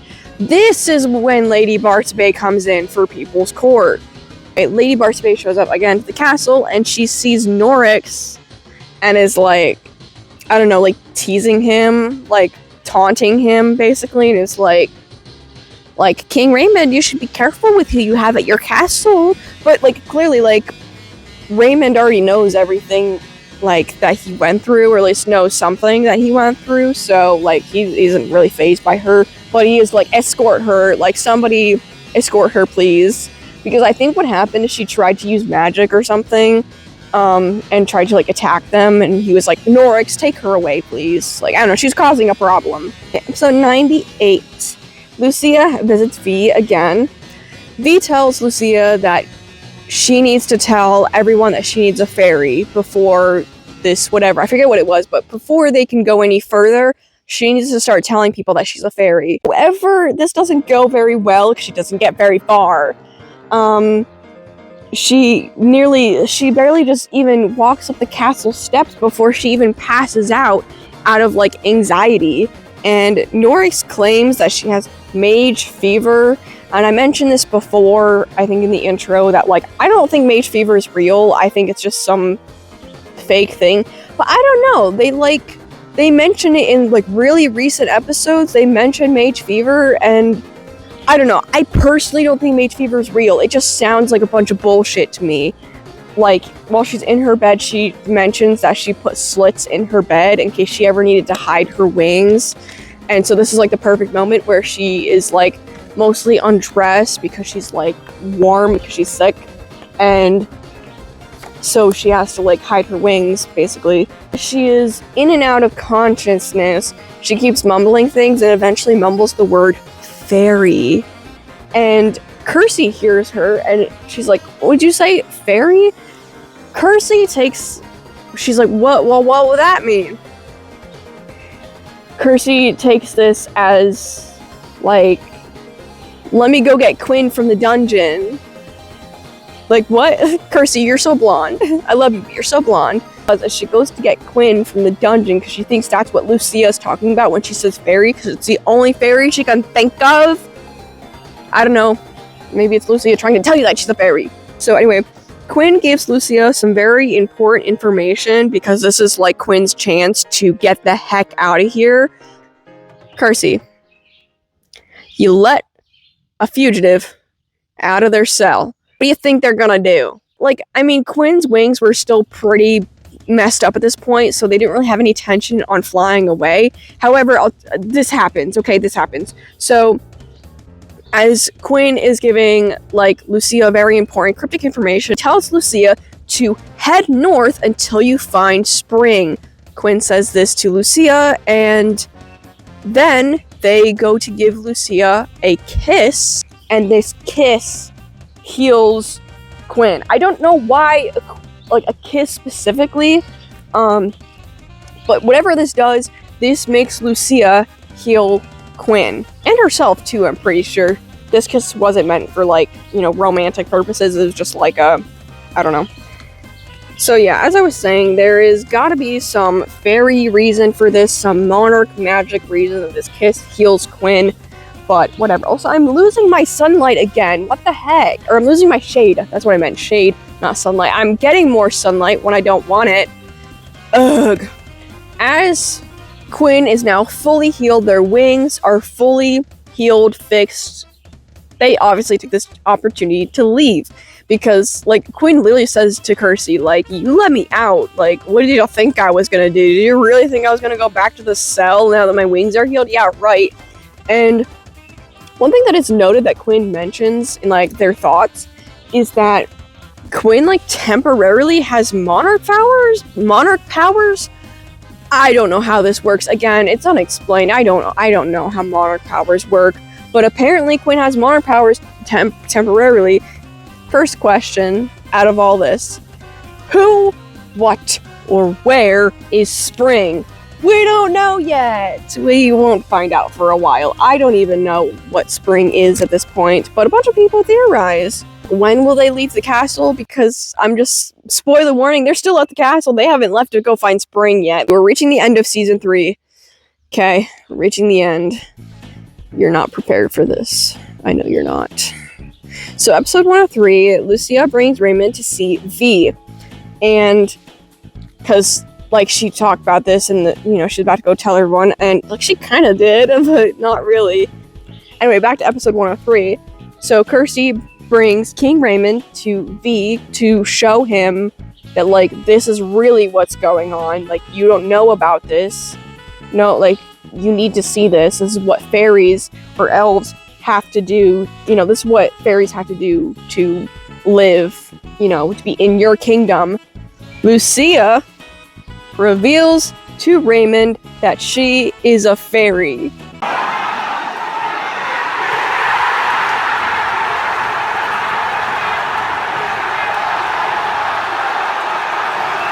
I'm so happy. I was so happy when I read this episode. I was just overjoyed that Lucia did this. I'm like, yes, let's go, Lucia! And the plan was that Raymond was going to tell Kirsty, and they were all going to tell everyone the next morning. They were going to have this whole discussion, and Raymond was going to be there to like back her up, because at this point Raymond's like, yeah, you know what, I'm on the fairy side. Like I have sympathy for the fairies. I'm a fairy sympathizer. That same night, Raycon and Raymond have a bit of a discussion, aka like Raymond punches Raycon in the face. A kind of discussion. But that same night that Lucia confessed, Raymond tells Raycon, he's like, you need to just leave. You need to leave! And then he punches him. Like I said, he punches him in the face, and he shouldn't have done that, because this pissed Raycon off so bad.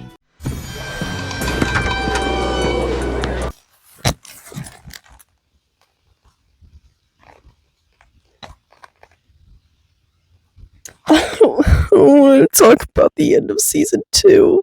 Guys, I don't want to talk about the end of season 2. This is going to break you, I promise. This is going to break you.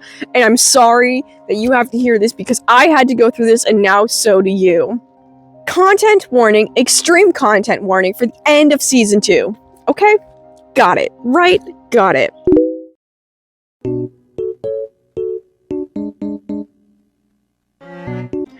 Episode 107. Everyone goes to sleep, and Lucia was like just a little nervous and everything, and you're a little anxious about what's going to happen the next day. However, so remember way back when Lucia like released Lasley from the vow. Like at one point there was like a vow put on Lasley and was like to stay with Lucia or something. And Lucia like broke the vow and like let Lasley go, and be like free from like whatever. Well, anyway, Lasley went off with Quinn, I'm pretty sure, when Quinn left, and Lasley like rushes into Kirsty's room and is like returning a message, because you know how I said like that like pixies can like repeat certain things. A fairy faction was coming to attack the castle.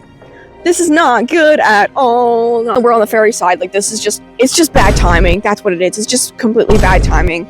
Awful timing completely. The fairy faction was ran by Octavia, Quinn's sister. They're there to save Quinn because Quinn didn't get to them in time. Quinn had just left the castle and didn't know that their sister was coming to attack the castle with their fairy faction. And So they're coming to save Quinn, but Quinn's not there. They're already starting to attack. Lucia, like, can't get to Octavia in time. Guys, I'm sorry. Modius kills somebody. You remember that guard I talked about in the intermission section? That one guy that was like, he's like kind of a dick character, right? I talked about this guy. Well, Modius kills him, because he was attacking a fairy at the moment, and Modius is like, hey, yo, bro, stop killing that stop trying to kill that fairy, thank you very much. And the guy doesn't listen, and, well, Modius, like, swings a claw at him, loses his shit, and just shrink, and just kills him right then and there. He didn't really, the thing is, Modius didn't really want to kill him, like, it just happened. It just happened, okay? Things like this happen, alright?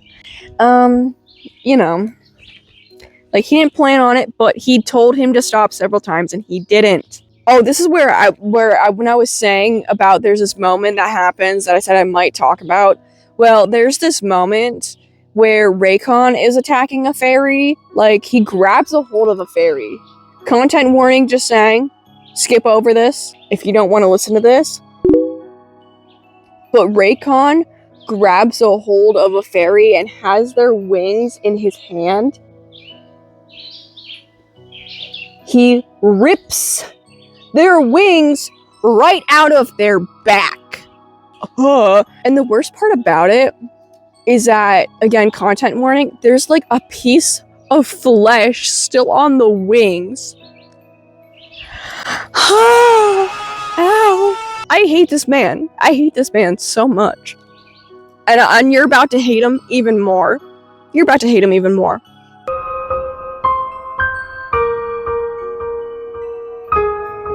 So remember when I said that Raymond kind of pissed Lord Raycon off by punching him in the face?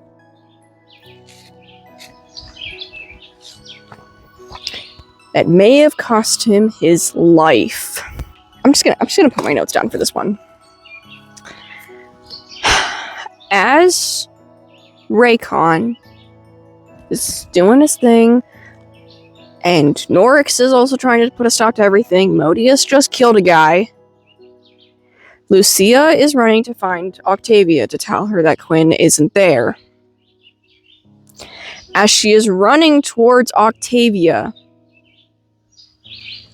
she slips on a trail of blood. Whose blood is it, you may ask?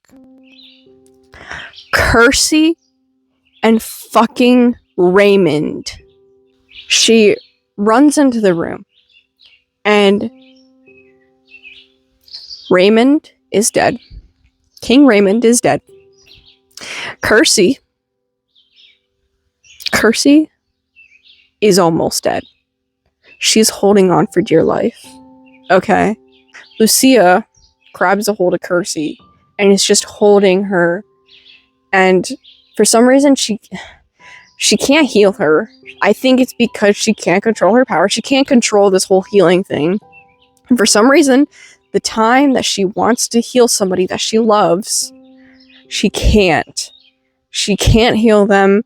However, she's like losing some control of her powers because like of her physical appearance. You'll know what I mean if you read the episode. But Raycon walks into the room and she grabs a hold of him and says, heal her. Like, please save her. Please, I am begging. Like, Lucia is begging Raycon to save her. And he does. So that's pretty much the end of season 2. That's the end of season 2. We'll talk more about season 3 in another day. Clearly, the first thing that everyone wants to do is point fingers at Lord Raycon. So do I. He 100% did this. Raycon 1000% killed his nephew and tried his best to kill Kersey. Because especially when you look at like let's get into a little bit of FBI investigation here. Like, seriously, like, I've seen enough crime shows to know that Lord Raycon is the one that did this. All the evidence points to him. However, they're going off of witnesses because Kersey does survive. Spoil, this happens in season 3 because it's right where season 2 leaves off, but Kersey claims, she swears that it was a fairy that did this to her. She swears that a fairy killed her husband and tried to kill her too. I really do think the reason why she thinks this is because Octavia and their fairy faction attacked the castle at the same time. So the first thing we gotta look at is the blood trail. When Lucia trips on this blood trail, she's in a hallway. And, like, she's in the hallway to, like, that, like, where their room is. And obviously, like, why is there blood trail outside? You know what I mean? There's blood outside, and it looks like almost like somebody was dragged. It looks like they were killed outside, and then maybe they were dragged into the room. Okay. The fact that Raymond was just kind of like stabbed. Like, he wasn't really messed up at all. He, you know, not like he was just killed, you know? But Kersey, on the other hand, Kersey's whole face was basically mutilated. Like, we'll see later, we'll get into it later. We'll actually get a full face reveal before and after Gold Kersey. You'll understand what Gold Kersey means later. But yeah, no, like, her throat was slit and she survived. Like, her face was completely messed up. And, like, that just seems really personal. Whoever did this, like, knew that Kersey loves her vanity and loves her beauty. They also tried to slit her throat, so they tried to keep her quiet. This was definitely a personal attack. And also the fact that, well, I don't know, who punched Lord Raycon the night before? Or that same night? I don't know, maybe Raymond punched him and pissed him off. There's enough motive for you. I think very much so that Raycon wanted the throne so badly. I still don't really know why he listened to Lucia, and after she begged for him to take care of her, I think maybe because, I think honestly, the reason he saved Kersey, or at least tried to, I think the reason why he did this was because now he has a new plan. Rather than killing her, now that she's still alive, he can manipulate and use her. So, which we will see that he does in fact do in season 3. Is all I have to say about season 2. I can't wait to talk about season 3. Again, comment down below on who you think I will cosplay next for season 3, because I did all of this just for you. Aww. And also so I'm gonna have an Orcs cosplay, obviously. But I bought this wig just for that, just for this.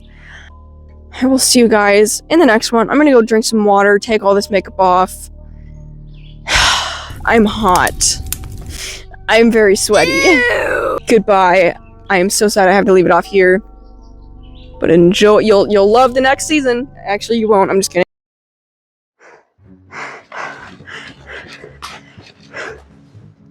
I put this costume on as quickly as I could. It came. It's August 13th. You know what this is. You know what this is. Okay. In full seriousness, yeah, I did. I wanted to put this whole outfit on just for you guys, because it kind of fits what's in the box. Headcanon, royal Kersey look. Not Kersey, Lucia. Oh my gosh.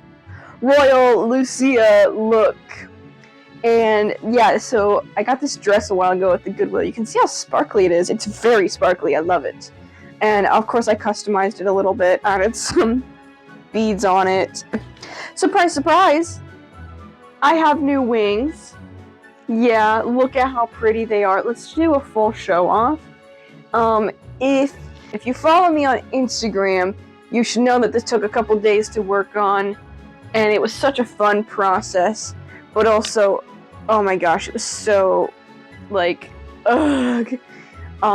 See, I made more realistic Lucia wings. They're so pretty. We've got that pink to purple shift. And they do actually go from like light blue to purple. I hope there's not too much going on in the head. Maybe I just take this off. Because like I recreated Lucia's like headpiece, you know? But because it's a royal look, I like to wear a crown. Do we think this is too much?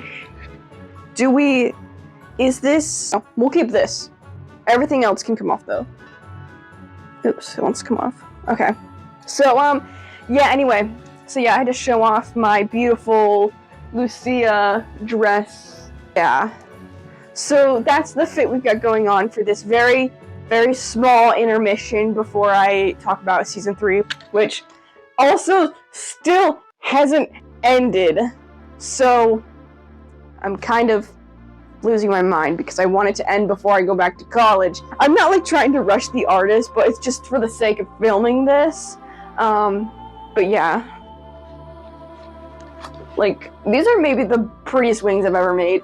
Listen, I've made plenty of fairy wings in my past, and none of them have turned out this good. Wait, let's figure out what's in this box, which I'm not going to show the top of because it has my name and address on it. Haha! We're going to figure out if this book ends with season 1, because that's my hypothesis / theory that, it's not necessarily a hypothesis, but it's a theory. My theory is that book 3 will be the end of season 1. But let's find out, and also see what the bonus chapter is gonna be. That'll be fun. And as you guys know, I already have book 1 and 2, and book 1 was given to me for Christmas. Like, for book 2, my boyfriend got that for me because it was our anniversary. My boyfriend knows how much of an obsession that Suitor Armor is to me. Just spoiler warning, I got hardcover because book 3 is just so beautiful. I had to get hardcover and spend the extra couple dollars for hardcover, and had to support the artist. You know, we love you, Purpah. Okay. Just gonna get out of here. This box is so, like, look at how perfectly this fits into the box. That's amazing. Anyway, I'm the slowest unboxer ever. I don't do this, okay? This isn't my thing. Oh my, ah! This is my screen on my phone! This, like, at least it was at one point, but like, ah! Look at the side. Ah! Book 3! Okay, so we got the front. Ah! It's so pretty! It's so pretty. This is my favorite book cover of all time. And also, remember back in the video I mentioned that the book 3 cover was revealed like ages ago. I don't know what happened, but it showed up on like Amazon and like other bookstores, but like Purpah didn't mention book 3. I'm like, oh, what? Leak? Hello? Okay, look at the back. Okay, look at the back. Wow. That's so pretty. It's so pretty. I'm so glad I got this. I think this is the same thing every time. But we got 2 quotes from, we have a quote from Sweetie Boo, creator of Over My Dead Body. He's an evil knight. She's an evil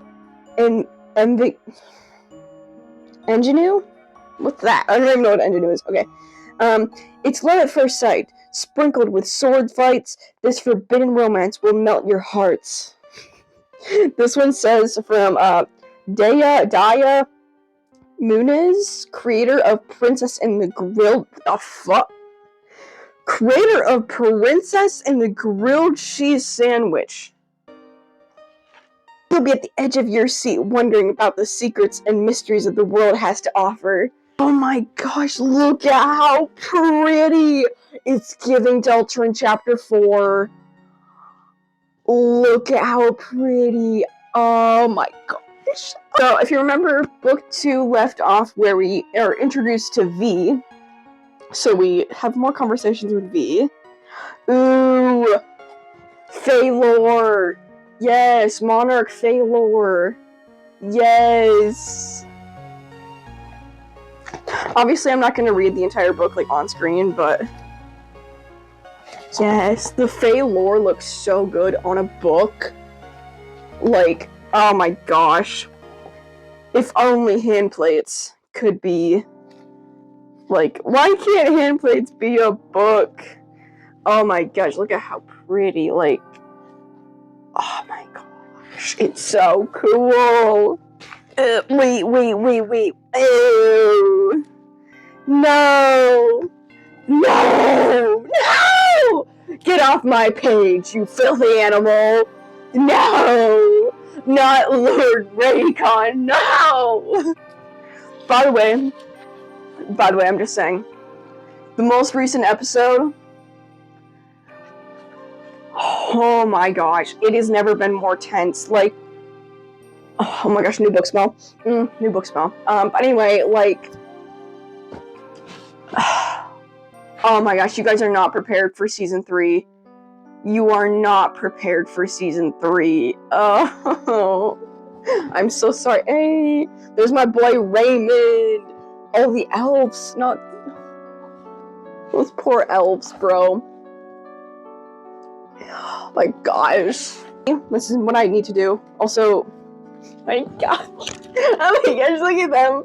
Look at them. And look, this is like kind of the look we're going for, right? Right, you see the inspiration, right? Right, that's kind of the inspiration. I just need some like flowers in my hair and like a butterfly dress.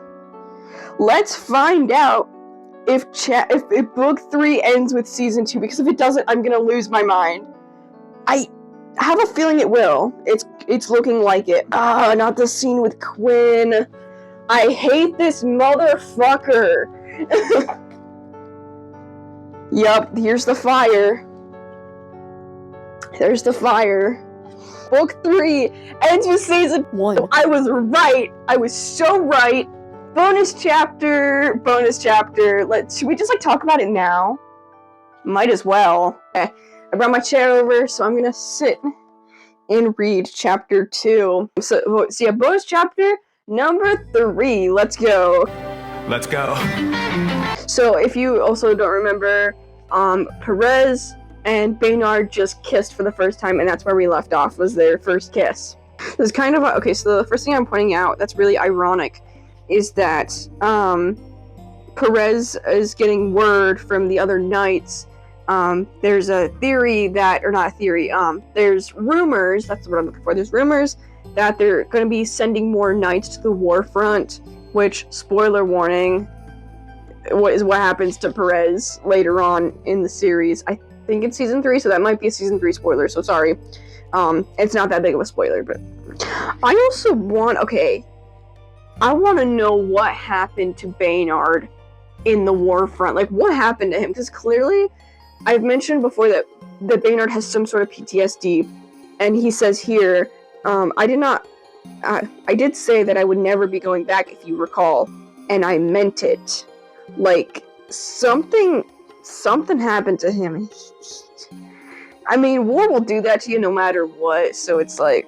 Okay, so Baynard calls Perez pretty boy occasionally. I can't. By the way, hold on, I'll get to that in a minute. So I'm wondering, with this royal tournament, I wonder if this is the tournament that we are introduced to when like in the first like episode. Yo, Perez is looking Baynard up and down, like, look at this, bro. And then Perez is like, yeah. So it is. Yo, we get to see a younger King Raymond. Holy shit. Not like younger, but like, oh my gosh. I mean, technically this is all prequel stuff. So I mean, got these two being all like, what is this, like frozen? Like, look at this. And then we get Raymond. Gosh, I love Raymond so much. I love Raymond so much. He's such a good character. Anyway. He's such a good character, guys. So it's not the same tournament. Apparently. Not like that specific one. Okay, so what just happened is Baynard won the tournament, And, you know, when they win the tournament, they have to hand out the white rose and everything. And he hands out the rose to just, like, a random woman, just, you know. And he goes up to Perez later and gives him, like, just a random, like, he picks out a flower, like, a white flower to be specific, but, should have been a rose, but, I hope that this serves an adequate replacement. It's so cute. Oh, and then they kiss again. They kiss again, and the chapter ends. Ugh. Alright, let me show off the last page. It's just so pretty. It's just like, look at them. Book 3 was going to be pretty big, but look at that. Wait, hold on, look at that. Book 3 was slightly smaller than Book 2, which is surprising. Because I really thought Book 3 was going to be pretty hefty. But no, Book 2 is hefty, damn. It's a lot heavier. It's about the same length, I would say, as Book 1, which is really surprising. Anyway, one other thing I had to show up to, because I had to just get this out. When you know how I mentioned that I went to a convention and met a, well, I went to a convention and I was cosplaying as Ralsei, right? I met this Undertale artist named, like, Leaf. Yeah, Leaf is the artist's name. And if you recognize this artist, good for you, because I recommend, I recognize the artist at the same, like I saw this page and was like, oh my gosh, wait, I've seen your stuff on Tumblr, oh my gosh, and I had to buy this little mini book that has some of their art and some of their little mini comics in it. It's not a full-blown, like, Undertale comic like I thought it was for some reason, but they're just, like, little mini joke comics, really. Like, it's literally just a bunch of jokes, and goofiness, but I love it because it's Undertale, and it's Sans and Papyrus and Gaster, and it's just, like, it's literally called the Gaster Bros, and there's just so much I love, and it's like, look at this. A Smash reference? Are you kidding me? A Smash reference? That's awesome. Even the doodles are just... I love having something that's physical, you know, rather than just kind of... I mean, I love looking at stuff, like, on, you know, on my phone or on a screen, but, like, having a physical copy of something is just so neat. So, yeah, I just had to show that off. And the last thing that I wanted to talk about really quickly was that I am almost done reading Wings of Starlight, because, you know, I'm dressed up as Lucia, and we're talking about fairies and Suitor Armor, so, and I started to talk about this a minute ago, but I didn't. I just wanted to specify that I'm almost done reading Wings of Starlight. I am currently on chapter 24 out of 27, and it's getting good, guys, it's getting good. I need to read this little line real quick. There's so many good lines in this book because obviously this is a love story between Queen Clarion and Lord Mallory. We have, you know, basically the queen who lives, you know, she's a warm fairy, and Lord Mallory is Lord of the Winter Fairies, and so they can't really coexist because, you know, the cold hurts the Winter Fairies, but the warm hurts the Winter Fairies, you know. It's kind of just how it is. And Lord Mallory is saving Queen Clarion. Clarion says, "Your wings." Her voice was thick with emotion. When had she begun crying? It had come on so suddenly. Clarion, he said her name like a plea. Weighed against your life, they are nothing to me. I would make that trade every time. Get out of here! Get out of here! I'm telling you, read this book. If you like Tinkerbell, and you're into Tinkerbell series, and you want a good book to read, and if you like Secret of the Wings, and want to know how Queen Clarion and Lord Mallory met, and how Lord Mallory lost his wing, it's so good. Back to this so I can do my outro and tell you guys to subscribe and like the video. I love this book. Thank you, Purpah. Thank you. I mean, obviously they didn't send me this book, but, like, thank you for making physical copy books. Like, even though it's nothing like, you know, I've already read the series, I just want to see, like, how special stuff like this means to me. Like, I really do love physical stuff like this. This book is awesome. 10 out of 10. Recommend. Yes. Would 10 out of 10 recommend the fairy wings. Yeah, and I'll see you guys in the next one, season 3. You're not ready for this, and I am sorry that I have to put you through this, but season 3 is going to be a rough one, so grab a friend to hang on to and to hold their hand or, hug them the entire time, because you're going to need an emotional support person or animal during season 3. Just another reminder that please subscribe and hit that like button. That will mean a lot to me, especially if you like this series. I would recommend liking this video to show me that you love Suitor Armor, or that you were, new to Suitor Armor and this is your first time getting into it, watching this video. Please comment down below, let me know some of this information.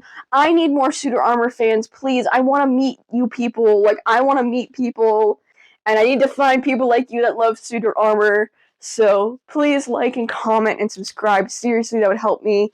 And yeah, if you want more of this Handplates Retrospective too, make sure to hit subscribe to be updated on that series that I'm working on. So, anyway, thank you, and I'll see you guys in season 3. Oh, okay, we're recording. Alright, so, okay, it's late. I don't feel like filming myself, so I'm just gonna record this. I just finished watching the Suitor Armor, dub, official dub, if that's what you want to call it.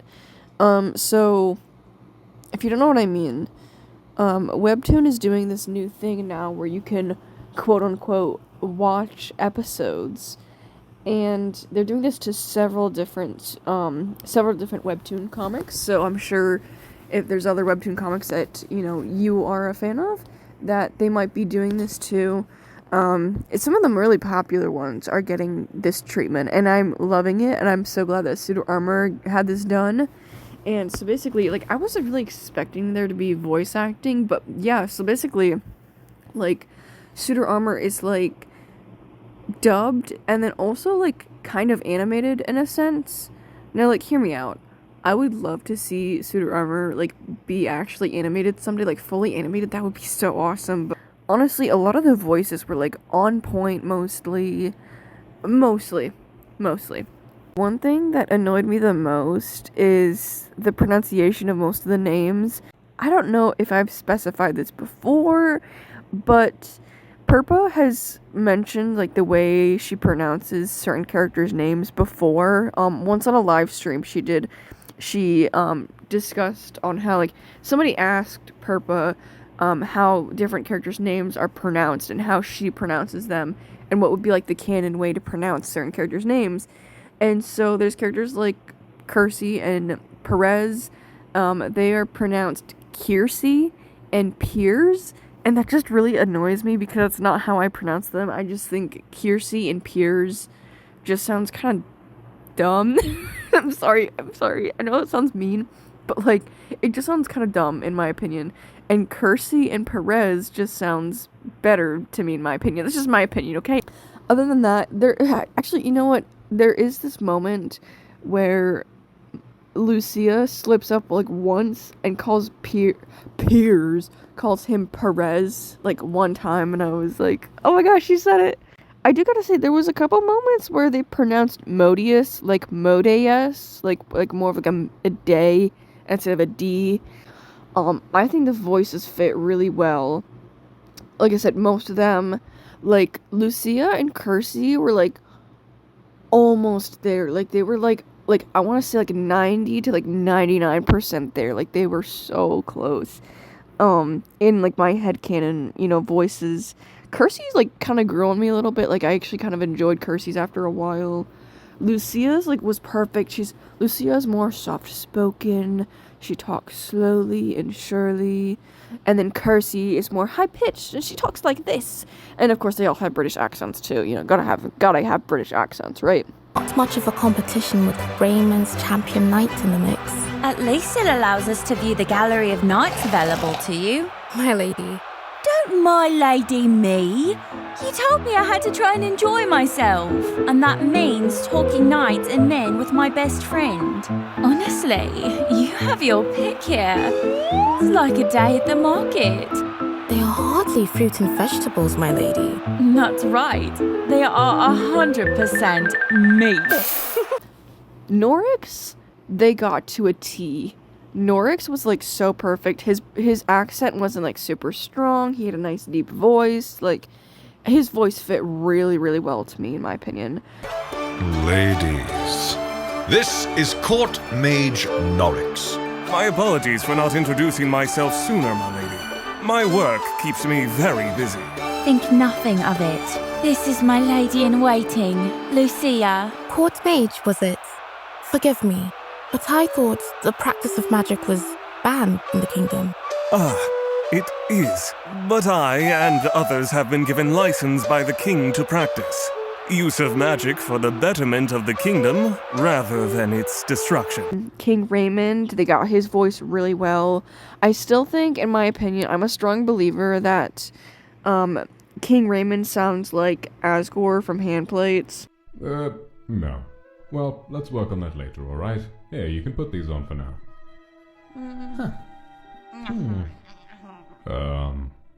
Do you not know what clothes are? Hold up your arms, little one. Yes, like that. There you go. Now stick your legs here. Yes, good. Not so hard, is it? You two do learn fast, don't you? I'll hang on to these for you. Quinn? So Quinn's an interesting character, right? Because Quinn is non-binary, right? So you can kind of go either way. You can kind of go a little bit towards masculine, but you can go a little bit towards feminine, and with this dub, they kind of went with more feminine. In my opinion, I want to go for more masculine for Quinn, but, like, it really, I mean, you can kind of even be, like, in the middle, you know what I mean, because Quinn's non-binary, right? But they definitely went with a more feminine kind of voice for Quinn, which I thought was really interesting. Okay, Perez and Baynard, right, are interesting. Baynard's voice, it grew on me a little bit, alright? I actually really enjoyed Baynard's voice. At first, I wasn't too sure, but then I was like, okay, no, I like this. I like Baynard's voice a lot. Perez, though, I wasn't too sure about Perez, because they made Perez, like, have a really deep voice, in my opinion, and I don't think Perez would have a deep voice. In my head, I think of Miko, who plays Telemachus in Epic the Musical. Then give me sirens in a cyclops, give me giants in a hydra. I know life and fate are scary, but I wanna be legendary. So that's who I think would play. Like, that's what I think his voice sounds like. So yeah, they did episodes 1 through 20, and I thought that was so interesting because I was expecting like 5 episodes at max, you know, but no, they did 20 whole episodes. I was shocked, and they just turned out so good, and I hope they keep doing this. At the end, you know, it was asking me, like, you know, do you want to see more of this? Yes, of course I want to see more of this. Like, I'd love to see the whole series dubbed like this and, like, slightly animated. Like, I don't even know how you animate stuff like that. Sometimes it felt a little goofy, just the way things, like, the way you, like, have moving images. Sometimes it felt a little goofy, but most of the time, like, it was edited so well, and some of the special effects they added, some of the sound effects were interesting too, that they added, you know, the sound design was interesting. But no, like, all in all, 10 out of 10. Purpah, keep doing this. You know, Webtoon, keep doing this. Yes. Yes. I need more. I need to see the rest of season 1. I need to see season 2. And season 3, you know. If we even just get to, like, the end of season 1, that would be awesome. But, like, obviously you gotta continue doing it, you know. Hello, everybody. Welcome back to season 3. Let's go. I'm gonna be honest. I couldn't find, like, a folder or something because I don't have a clipboard right now. So, first things first is this, which may or may not be a Jeffree Star makeup palette. Hello! Jeffree Star makeup palette. So, yeah, that's what we're using as a clipboard today. I am Kersey, if you guys guessed. it correctly in the comments. I am Kersey today for season 3. And we have a special guest from our new doll that we have. My custom dolls that I've been making. I only have the 3 so far. It kind of works out perfectly. So this is kind of ironic, because I'm gonna be honest. So for the cosplay, I'm gonna set this down for now.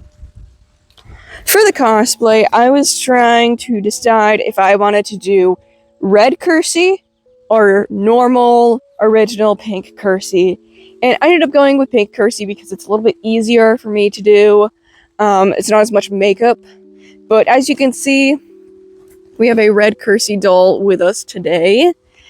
And yeah, she's so pretty. She's one of my favorite dolls that I made so far for Suitor Armor. And yeah, we've got the Kersey look today. And let me know down below if you guessed correctly. And I still want to hear your guesses, because I wanted you guys to guess which cosplay was going to be for season 3. And so yeah, we went with Kersey because, as you guys know, Kersey is my favorite character. Even though she can be a little bitch sometimes, especially right now, she can be a little bitch. I want to show this doll off without giving you guys cleavage. I'm going to show off this doll really quickly, because this doll is wearing a very specific dress. A very dress that is very intriguing to me. This dress, I do not know what year it comes from, because as you guys know, I'm a doll collector. You guys see my doll content. As you guys know, I love dolls, and I collect dolls. And as you guys can see, clearly, this has a Barbie bee on it, so it's a Barbie dress. I know that much. And when I bought it off of eBay, it said Barbie dress. There's even a Barbie sticker on it, or not sticker, tag on it. So there's a Barbie tag on it. And if you guys know what this dress is, and where it came from, I believe it came from a fashion pack, and it's vintage. So probably from, I would say maybe the 70s to the 90s, I would say, is when this dress might have come from. But if you guys know exactly what fashion pack this came from, if you guys can identify this dress, that would be so helpful, because I am this close to contacting ex-Canadensers. If you don't know who that is, they are like god tier, knows everything about dolls. I love this person. She has like so many dolls in her collection. She probably has every doll you can think of. And I'm like this close to contacting her to be like, hey, do you recognize this doll? Because she's very good at IDing dolls that she's unaware of what they are. So anyway, that's my story with this doll. Let's get back to Suitor Armor. I have a couple more notes to make. As of filming this, Suitor Armor Season 3 isn't even finished yet. But, the reason I'm out here filming today is that I want to get this done. I want to get this project mostly done before I go back to college, and that is literally next week. So, next week I'm going to be back in college, and I want to just have this done mostly before I go back. So I decided today is the day that I'm going to film. Also a Tuesday right now, and Suitor Armor comes out on Thursdays, Thursday night. Even though if you go to check Webtoon, Suitor Armor claims that it comes out on Fridays, but no, it is Thursday night is when it releases. I don't feel like waiting until Thursday to see if there's gonna be a new episode, because Purpah keeps mentioning that it's gonna end really soon, but then it keeps going and going and going, and I'm like, oh my gosh, can it please just end already? I am losing my mind. It's driving me a little nuts because I want to film this project before I go back to school, but then Suitor Armor hasn't ended yet, and I really thought last week it was going to end. But guess what happened last week? Purpah didn't release a new episode, and then never mentioned it. It just said on the thing, it said, Suitor Armor will return. And normally if there's gonna be a delay, Purpah normally posts it on their Instagram story. That didn't happen. I think normally if it's gonna be a couple weeks, then Purpah will mention something, but it's happened before where Suitor Armor has taken like 1 week of not posting, and so there won't be one episode for a week. And there's just been a lot of delays because of the end of season 3. Like, there's a lot going on, and Purpah really wants it to be like good and nice looking.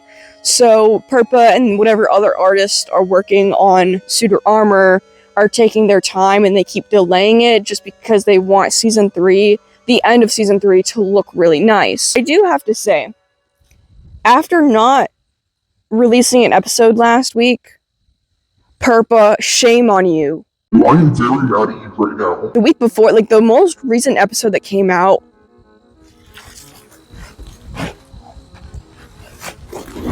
I'm sorry, you cannot skip a week after that. You cannot skip a week after that. That was not nice. That was not fair. Shame on you, Purpah. I love you, but that was cruel. That was so cruel. How dare you do that? You'll see what happens in that episode when we get to it. So basically, what's gonna happen then? Am I just gonna end it off at a cliffhanger here? Am I just gonna end filming today and just not update you guys on what's gonna happen next? No, actually, what I'm gonna do is I'm gonna film what I can today, talk about all that is out right now, which, I'm not gonna lie, I'm gonna get into Fast Pass territory. So there's gonna be a couple of Fast Pass episodes that I'm gonna talk about, and we'll see, like, maybe by the time I edit this, those last couple episodes will be officially released, but I can't be for sure. We'll get there when we get there. When the last episode or episodes of Suitor Armor Season 3 release, I will continue to talk about them. I will just, like, add more to this and finish it later. I just wanted to get the main chunk of Season 3 out before I go back to college. Does that make sense? Like, I think we're all ready to get back into this. I might have to fix my wig here. This, again, Fast Pass warning. There's gonna be Fast Pass episodes I'm gonna talk about, so, we'll see when they come out. And also, I don't really have any other warnings, aside from the fact that this season will destroy you. I've already mentioned that. Just a whole warning for this entire season, because this season just sucks. Like, not in, like, it's bad, no, like, it has done some things to me, mentally. So much happens in this season, you're not ready for it, so let's just get into it, guys. There's a castle on the hill, let's just see where it goes. And it watches over us from across the moon. I've been a little obsessed with Cinderella's Castle by Star Kid lately, so it's such a good musical, check it out. If you guys, check out Star Kid, actually. I have been obsessed with theater lately. Let's get into it. Okay. So, as you guys remember, where we left off, unfortunately, is that King Raymond is dead.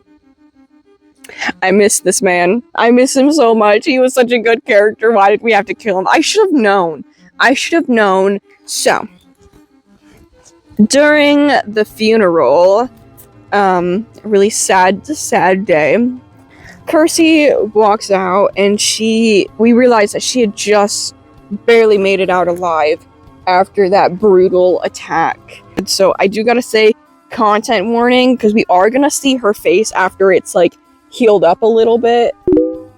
First, like, episode of season 3, she reveals her face to Lucia, and it's rough looking. Like, she wears a black veil over her face to kind of cover her face, but also it's like, I assume some mourning thing. Anyway, Lucia and the gang are together, and they are discussing the murder, and they're discussing theories on who they think it is, because clearly everyone's gonna start pointing their fingers at Lord Raycon, because clearly he did this. Modiest is pretty distant at the moment.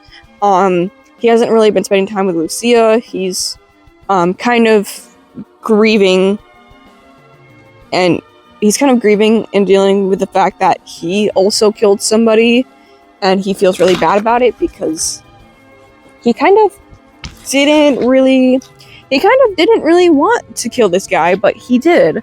The person that he killed, the knight that he killed, we talked about him in the intermission. This guy has a younger sibling named Enver, and Modius will become close with them, and we'll just talk about it later. So we also find out that Norix used magic on the guy that Modius killed. He did some sort of spell that took the scar off of the knight and put it onto himself to kind of cover up the fact that the knight was killed by Modius. And so he helps cover it up very well. Okay, now is where we get to talk about Enver. So Modius befriends the mother and the sibling of the knight he killed. He becomes close with the sister named Enver. Well, I want to say sister, but that would be kind of misgendering them. So Enver, I put sister in my notes, but Enver is a person that they're kind of experimenting with their gender and stuff, and they are dressing like a boy, acting like a boy, because they kind of feel like they are a boy. So I'm gonna respect that and go with they them pronouns for Enver. So yeah, just do that. Part of it is because their brother was such an ass to them, but I'm sure there's many other reasons.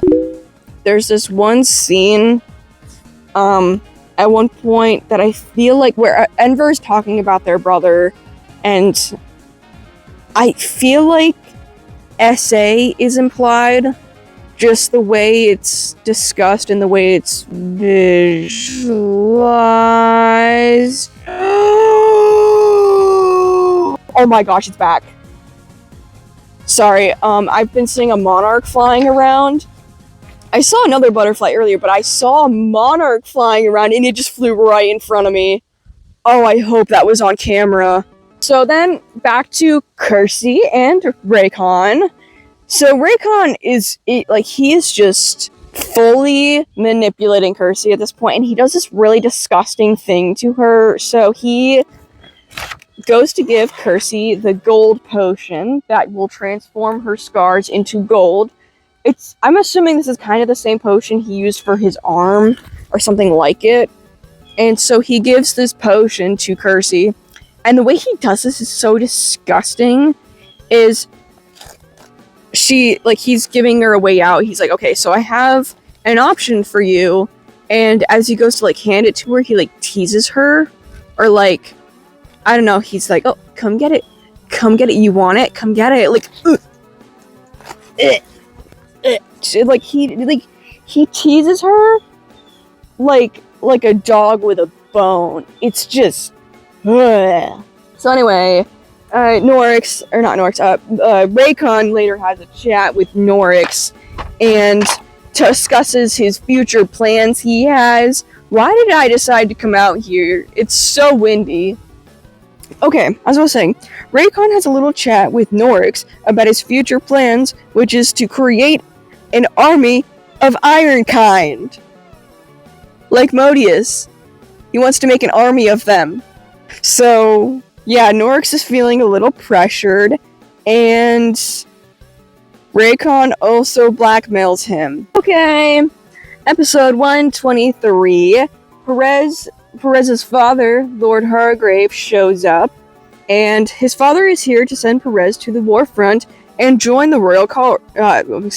His father is here to send Perez to the war front and join the royal court. So, in the same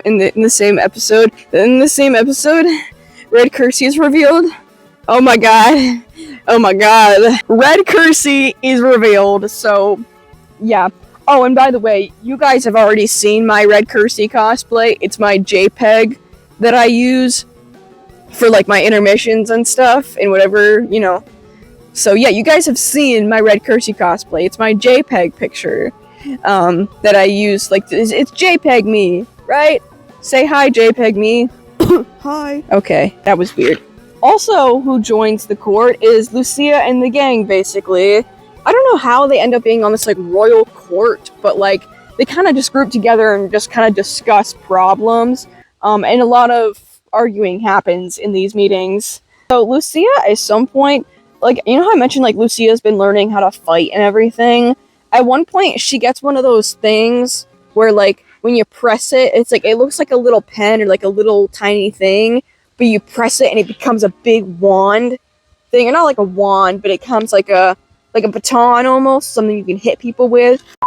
Editing me here, what I am referring to is something known as a magic staff, or a magic pocket staff, or just a pocket staff. And this is a demonstration on how it is to be used.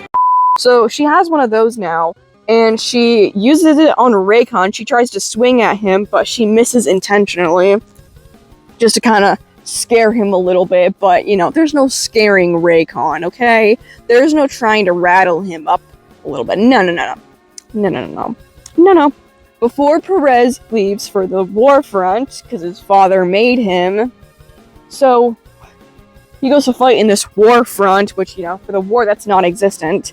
Before he does this, he proposes to Baynard. He proposes to him. It's so cute. I'm so happy for them. Like, I love these two. Perez and Baynard are, like, my second favorite characters. Like, listen, I love Lucia. Like, I love her so much, but I just have, like, personal favorites, and one of them is Percy. And then it's, like, I would say Perez and Baynard, and then Norix, and then, like, Lucia and Modius. You know what I mean? Like, it's surprising that all the side characters are my favorite characters. I love it. So anyway, Lucia goes to visit V one more time. We see some possible spies for Raycon, and V seems to be very aware of them. And yeah, I think V knows that something's kind of coming. We see Perez on the war front, and he's yelling at his men because somebody is going around and cutting the strings off of their bows. But later we find out that Perez is the one doing this, and he's doing this so he can possibly stall the war, like he can stall them going out to fight. And part of the reason why he's stalling is because he's making connections with Quinn. Quinn has come back and is giving Perez like some info. However, like, Perez keeps asking about where Spring is, because remember, they're trying to find Spring, and Quinn keeps telling him, like, I can't tell you any more than I already have. Like, telling you that was enough. I can't, like, it's whatever it is, Quinn can't tell them anything else, and it makes me really mad. Like, what even is it? What is Spring? What is it? I need to know. New fact time! Yay, new fact. I'm already out of the shade. It's okay, it's whatever. I don't even care at this point. New fact, and the new fact is that Modius has grapes growing in his chest cavity, all because you remember way back, long ago, in like season 1, early on in season 1, Lucia and Modius were out on a little picnic date. It was cute, and she tossed a grape into like Modius's mouth to see if it would do anything. And it just grew a bunch of grapes around his, like, I want to say, like, soul stone, like in his chest cavity. Because they went to open it up to do some, like, repairs or whatever. Like, Norix and Lucia went to open his chest, and come to find out that he has grapes growing in his chest. I don't know if that's how it would actually work, but I have a feeling it has something to do with that soul stone that's in Modius. So, yeah, and that's like the first time we see like what's inside Modius. I had a dream about a yacht, so I bought another yacht. Now I have 2 yachts. I had a dream I bought a yacht, so I bought a yacht, then I bought another yacht, now I have 2 yachts. I'm never cold or hot, I'm just a guy with 2 yachts. So back to Kersey, and she's been having some nightmares, which is completely understandable, why she'd be having nightmares. And if you recall, Lord Raycon kind of gave this elf, the female elf that was still alive, gave the elf to Kersey to kind of take care of her, I guess, because, you know, Lucia isn't her lady-in-waiting anymore, So she kind of needs somebody to pamper her, you know, and like take care of her. She has this girl do her makeup and she completely messes it up. But Kirsty actually kind of laughs this off. She's like, you know what? Let's kind of work on this. Because clearly you've never done makeup before. And she also names her Aurora for some reason. Episode 142, Kirsty shows up in the most gorgeous dress. I'm pretty sure this is the one I'm thinking of in my head because it's one of my favorite Kirsty dresses that she wears. It's so pretty. I'm just gonna show a picture of it. Raycon, okay, so as they're on one of these royal meetings going on, like I mentioned, they're in this like royal court, so they're having one of these meetings. And also Lucia, I will say Lucia shows up in a really pretty dress, I'm just saying. However, Raycon says to himself, 2 queens on 1 council, referring to Lucia being like fairy royalty. And Raycon also starts hinting that there may be a traitor in the castle. Like, you bitch. Why would you say that? Like, he's like, oh, there's a fairy sympathizer or something. We have a traitor in the castle. I just know it. Like, he clearly knows who it is, and he knows it's Lucia is the traitor, quote unquote. Raycon, or I think maybe Kirsty did this, but clearly, like, Raycon made her do this. I don't know. But guards are put out front of the castle doors, and everyone who comes in or out of the castle has to like strip their clothes off to show that they're not a fairy. Like, what? And then when Lucia leaves the castle at one point, she's with Baynard, and she's like, this is ridiculous. Like, you shouldn't be making the women strip too. Like, this is, you know what I mean? Like, okay, yeah, the guys can just take their shirts off, but like, why are we making the women strip? And so Baynard saves her ass and is like, this is unprofessional, inappropriate. I'm just gonna take my shirt off and come on, like, you really think Lucia would be a spy? And so they let her through. One thing I would like to point out right now that is very interesting is that in season 3, things become a lot grayer. Like, physically, visually, things are much grayer than they were before. Like, Lucia goes to Norix and finds him making more Ironkind. And she realizes kind of what's going on. Like, when did this happen? And she's clearly a little pissed off because she's kind of putting 2 and 2 together, realizing that, like, they're going out to this war front to possibly capture fairies that they're probably going to use for the Ironkind. You know what I mean? Like, so, yeah, Lucia gets a little, like, pissed off at Norix. They get into this little, like, argument, and I kid you not, I lost my mind when I read this, because if I would have just read ahead a little bit. But anyway, what happens is Norix looks at Lucia dead in the eyes and goes, "You're a fairy." She was a fairy. I like literally started freaking out. I was like, oh my god, it's happening. It's happening, guys. Okay, it's happening. Everybody stay calm. What's the procedure, everyone? What's the procedure? Stay calm! He goes, "You're a fairy sympathizer." Yeah, I knew it. You're a fairy sympathizer. Like, he knows full well that she's a fairy. He's just fucking with her. Like, and Lucia says, "You can't kill more people for this." Well, Norix looks at her again and says, "Oh, Lucia, I've killed hundreds. I'm sorry." What? Okay, no, let's just give Norix a moment to explain, which he does. The next couple episodes is going to be Norix's backstory. We'll give a content warning now, because yes, this is going to be a little crazy, because, you know, every character's backstory needs a content warning. A young Norix and his mother travel to a mansion to work as servants for a lady named Lady Barsabe. We find out that his mother didn't die of just illness. She didn't just die, because, I mean, yeah, she was sick, but she didn't just die. Oh no. Lady Barsabe killed that bitch. She killed her.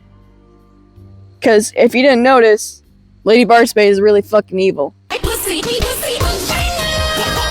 don't really get to see her actually get killed, but like, like, Norix kind of, like, as a kid, he kind of just knows that Lady Barsabe did this, because what Lady Barsabe does, is she brings in poor servants, makes them work for a little bit, and then brings them to her dungeon, her creepy-ass dungeon, and kills them. Or she just takes them straight to the dungeon, locks them up, and kills them.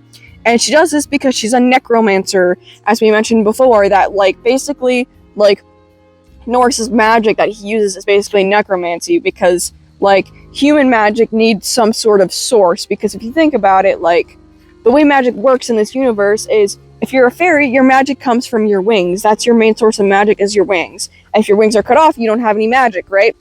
Well, if you're a human, you have to get a source of that magic from somewhere, so you need some sort of life form, which ends up being plants, animals, and people.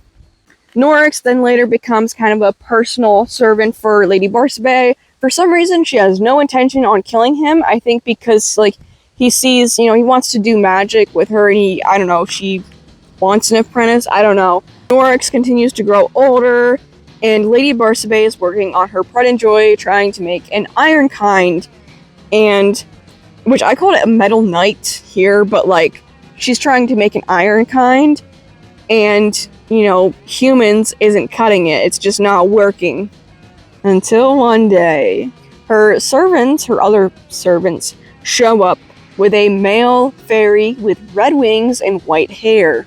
Norix and this fairy actually become good friends. They start talking, and, I want to make a comparison here, because this fairy keeps seeing, like, the good and everything that's going on right now. Like, he just got kidnapped, and he knows he's probably gonna die, but, like, he knows he's gonna be either tortured or killed, but he still stays happy and is, like, kind to Norix and Norix isn't seeing why he doesn't understand why he's being so nice and good and everything. And I want to compare this to Gaster from Handplates, because, I'll find every excuse to talk about Handplates. So yeah, like I said, like Gaster from Handplates, he just doesn't, because Gaster, in this situation, if you're unaware, Gaster is, this royal scientist that is literally torturing these two children that he made in a lab, because Gaster, they're all skeletons, so he made them artificially in a lab using his DNA and everything, and no one knows about them, and he's doing horrible, messed up experiments on them. But one of the test subjects, named 2P, or later known as Papyrus, he's always just so good, and he sees the good in everything. He thinks that everybody could be good if they just tried. Another quote from Handplates, he literally says, "Where does this blind, unthinking kindness come from?" And Papyrus claims that he got it from him, and it's just a really sweet moment. But anyway, back to Suitor Armor. Norix doesn't understand where all this kindness is coming from in such a dark place. The fairy is talking to Norix quite a bit, and starts planning an escape. And starts telling Norix about this because he thinks he can trust Norix, which Norix can be trusted. So he attempts this, gets everyone out, but as this is happening, Lady Barsabe and the fairy get into this big fight, and a couple people, I think, end up dying. Norix tries to help aiding the fairy, but then she uses this, Lady Barsabe, grabs, she uses magic to, grab his heart or something. I don't know, it's weird to explain, but she uses magic on him and, makes it impossible for him to help fight and everything. She grabs a hold of the fairy and uses him to sacrifice for the metal iron kind. And right before he dies, he puts, basically a vow on Lady Barsabe. Oh, no, he doesn't put a vow, he puts a curse on her. Damn, I forgot. The fairy, who has no name, puts a curse on Lady Barsabe. Not even a vow, a curse on Lady Barsabe.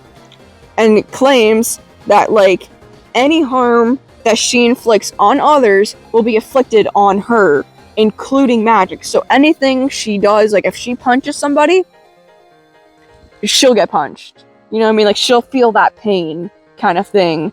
If she uses magic on anyone to harm them, then it will harm her. After that, whole thing, and the fairy dies, Modius is technically born.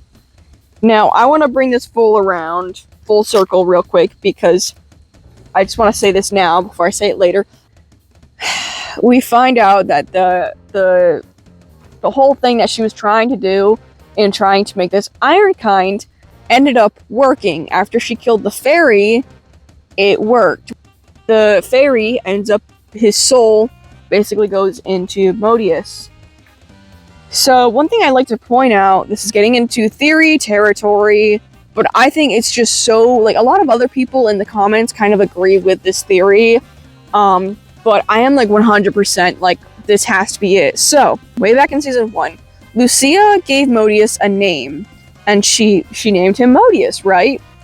Well, she named him after an old fae tale, as I mentioned before, because the old fae tale was about this, brave and strong fairy named Modius. I think that fairy was the one that got turned into Modius.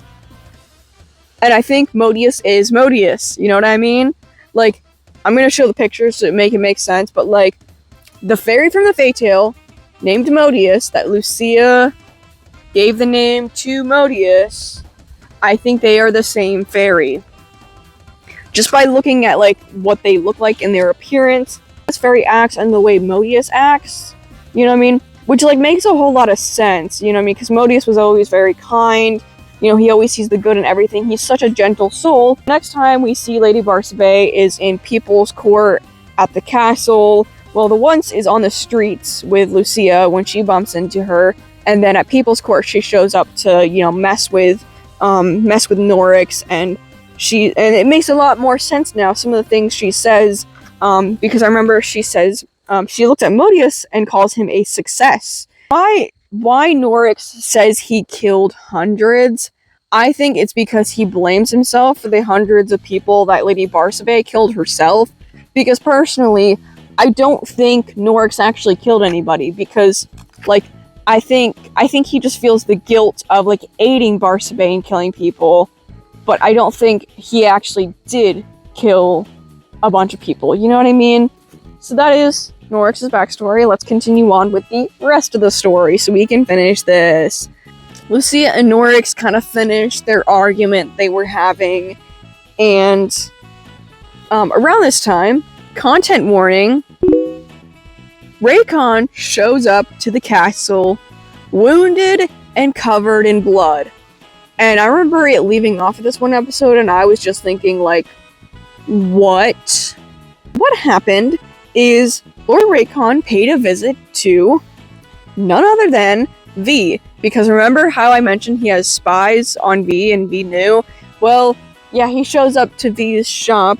V, of course, isn't very happy to see Lord Raycon. I feel like he clearly knew that Raycon was coming and, was going to come pay him a visit. Well, he's not very happy to see him. Raycon offered him something that he definitely would not take. Raycon wants to take his entire supply and wants to just take all the wings. Two things that's interesting to me, and something I've thought about for a while, is the fact that, like, there has to be other people like V that also remove wings. Because two things. I'm sure there's other kingdoms that are like this. I'm sure he's probably not the only one that does this. Two, is that the twins have their wings removed, and Lord Raycon has their wings in his collection that he has, if you remember that. Okay, one thing I like to point out, then, is like, so then in that case, what happened to the twins? You know what I mean? Because, like, the twins have scars on their back. And I don't think V would have done the twins, would have taken their wings from them.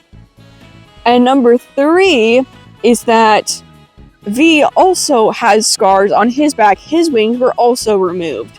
So, clearly somebody, like, because V clearly can't do surgery on his own self on his back. We find out how Lord Raycon was covered in blood. We find out that they kind of get into a little bit of a fight, a physical fight, when V tries to attack him with, like, a surgical knife, goes to attack him, and Raycon attacks him back, and Raycon ends up actually stealing the wings for himself when V, like, retreats and gives up. Like, he doesn't really give up, but he retreats and escapes the fight. and Raycon takes this opportunity to take all the wings. So it's kind of funny that, like, Lord Raycon kind of got his ass beat. Some people were saying that Raycon wanted V to give up, or he was trying to get V to give up so that he could steal the wings. But then also, some of the people in the comments made a very good point, and that is that he stole the wings for the Iron Kind, because he's thinking maybe we can just use the wings for the Iron Kind rather than killing a bunch of fairies. So I think that's very, very interesting. I don't know if that's true or not, but again, we'll get to that. Here in my notes, I mentioned that this is when I get to Fast Pass territory. I could be a little bit wrong because I haven't really checked on like what episodes are officially released, but just saying at this point is we basically do get to mostly Fast Pass territory, so just saying. Honestly, I'm kind of enjoying the sun, not gonna lie. I like my crown being sparkly. It literally wouldn't be a Suitor Armor retrospective video if I didn't move. So, Modius finally wrote to Enver. This scene kind of pisses me off now, based on like the most recent episodes. But Modius couldn't take the blame anymore. He couldn't take keeping it in any longer because not too many people really know what Modius did to that night. So he writes a note to Enver and their mother. He planned to just kind of leave the note at the grave. However, Enver and their mother show up and it's like, oh, what's this note about? And they go to read it. And he's like, no, don't read it. And then they read it and they're both a little pissed off. And they are they're allowed to be pissed off and a little bit scared. But at the same time, like, Modius also wrote, like, how bad he feels about doing this. Like, he really, like, he feels terrible for doing such a horrible thing. So, okay. You know how I mentioned that, like, the comments were made for saying that the wings were for the Iron Kind? Well, the comments were right, and this is verified by Raycon. And he, like, when they go to have, like, this little mini meeting, he is saying, I, found all these wings and they're basically being shipped to the castle right now. Somebody's transporting them to the castle. However, Lucia found out about this. When they're having this meeting, Raycon is talking about what he was doing and what he planned to do. As Lucia is like, oh, really? Lucia actually had a trick up her sleeve. And they were one step ahead of Raycon, which was, like, perfect. But then Raycon gets ahead of them. It's really annoying. They're playing this whole, like, they're, like, racing each other of who's getting ahead of each other here. As, Raycon was going to steal the wings, and as they were being taken to the castle, Lucia and Aurora, Baynard, and not Perez. Maybe Perez. Was Perez there? I can't remember. Perez was there. Perez was back from the war front for a couple days. Lucia worked on a new magic, because you know how she can change her hair, and change her ears, and, change her appearance, right? Well, she found out a way to literally change somebody to look like somebody else.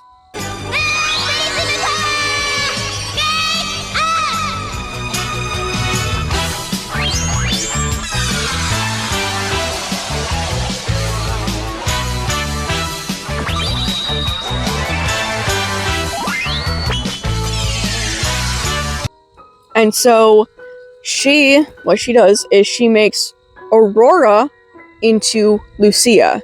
So she disguises Aurora as Lucia, and she disguises she disguises Perez as Baynard. When I first read this episode, I had no clue what was going on because they don't tell you this right away. I'm telling you right away, but, like, as you're reading this, like, they don't tell you right away what happens. Well, anyway. So, Raycon goes to spend, like, the day with Lucia and Baynard, oddly acting, like, happy. Like, there's this really weird moment in this episode where Raycon is, like, enjoying spending time with people. Like, I don't know what's going on with this scene. It's just so weird. Anyway, what ends up happening is while they're doing that and they're distracting Raycon, basically, a real Lucia and real Baynard are out stealing the wings that Raycon stole from V.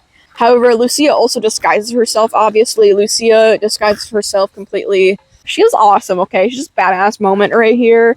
She also uses her portals magic that she can use.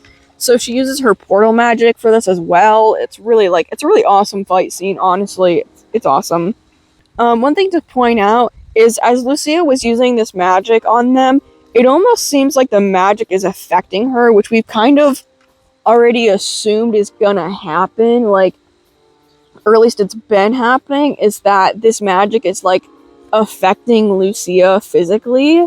I think it's because she's using too much of her magic, all at once, in a sense. Last page here, let's get through this. You guys are gonna hate this. You're gonna hate this. I'm sorry I have to put you through this as well. If you go a long time without using magic, and then suddenly start using it, especially when Lucia is as powerful as a monarch, she's just using too much magic at the same time, all at once, she's using too much magic after not using magic for years and years and years. This could also be her mage fever, if that's even a real thing. Like I've discussed, I don't think mage fever is a real thing. I really don't think it is. So, anyway, I do have this little theory that, because, we've seen Lucia, Lucia one time had this vision where she almost looked like a monster, almost, but it was just, a vision in her head, because she thought, she's kind of having one of those, Odysseus, what if I'm the monster kind of moments. So, my theory is that she might actually become a monster, because something might transform her into this kind of beast thing. I don't really know. This is kind of my theory.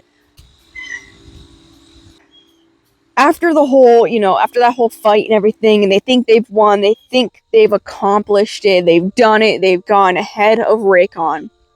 Well, like I said, Lucia gets ahead of Raycon, and then Raycon gets ahead of Lucia.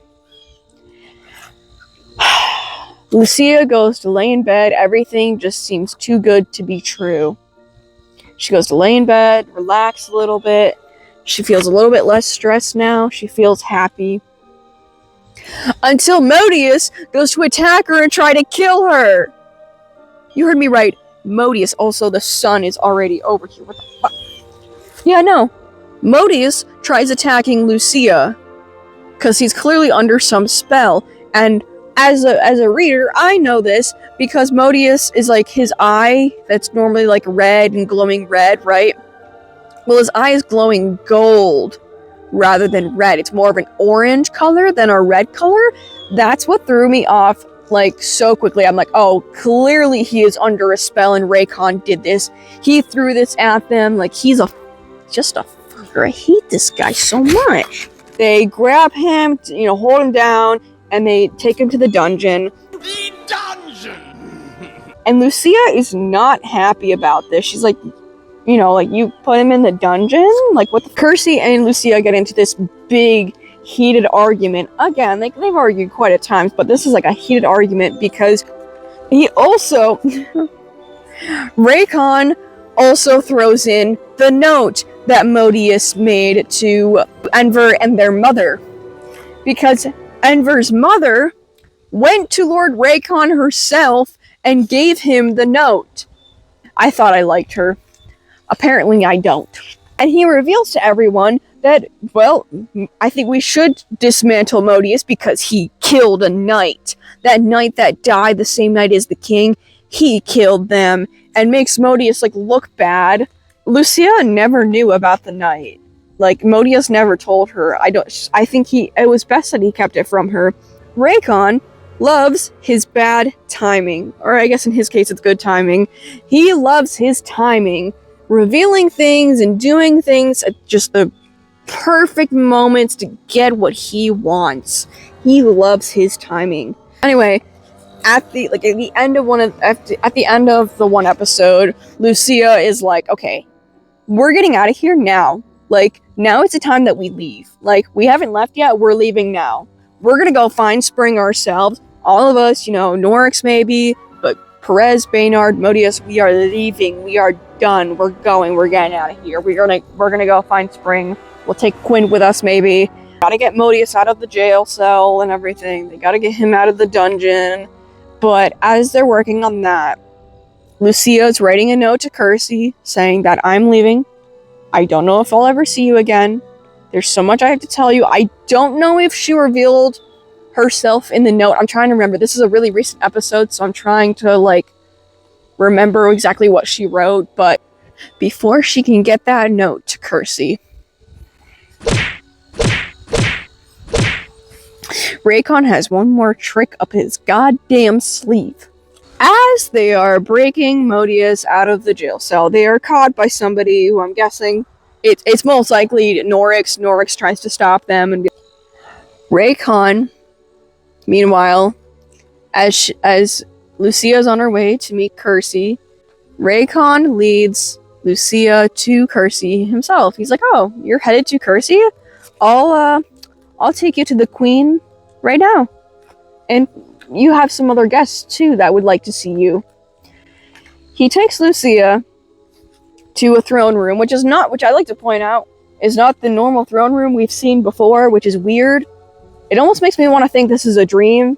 Like, maybe this is just a dream, this is a nightmare. I'm hoping it's a nightmare, but at the same time, oh fuck. So anyway, he takes Lucia into a courtroom full of people, and Kersey, sitting on her throne, takes the note that she had, rips it up, tears it up into tiny little pieces, and then puts a spell on Lucia, puts a spell on her so that she can't move, she can't talk, she can't do anything other than just sit there and stare.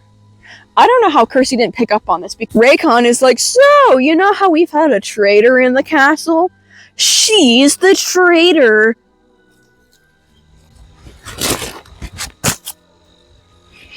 This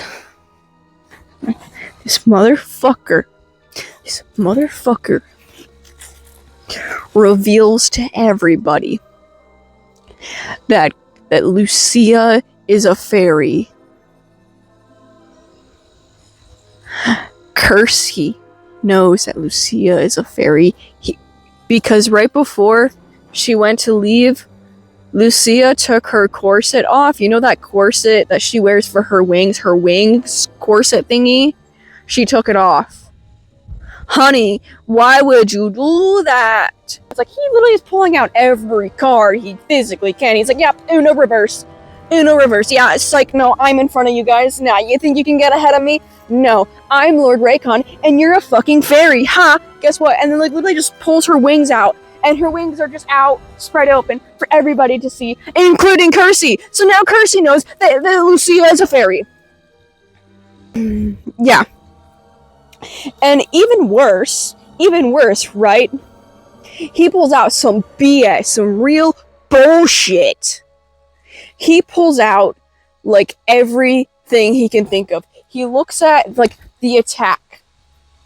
He pins everything on Lucia. He puts the murder of Raymond on her, like, whether she did it or she, either she killed him herself or she had the other fairies kill him. Oh yeah, he also pins the death of Lucia and Kersey's father on Lucia as well. Ugh! The worst part, I didn't even finish yet, I'm not even done. At the very end of the most recent episode, Raycon pulls out a knife and says to Lucia, "This'll be quick," and goes to cut her wings off. He goes to slice them clean off. Lucia, in her thoughts, like, we can hear her thoughts too, and she's like, "You murdered my parents, how dare you, like, you bastard." So anyway, as he goes to slice her wings off, clean off her back, guess who steps in? Our boy, Norix. I knew Norix was good. I knew he had it in him. I knew he had it in him, bro. I knew he had it in him. And he just comes right in front of him and puts a giant shield in front of Raycon, and it's like, "Ah, psych, bitch, you ain't hurting my girl. I love her. She's my girl. You ain't hurting her." And guess what?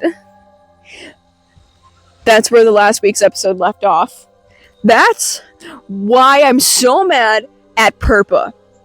Because she left off there and then didn't release an episode last week. And then, like, I'm gonna be so pissed if there's not a new episode this week. But I will update you guys when the next episode comes out and when, when the season finally comes to an end.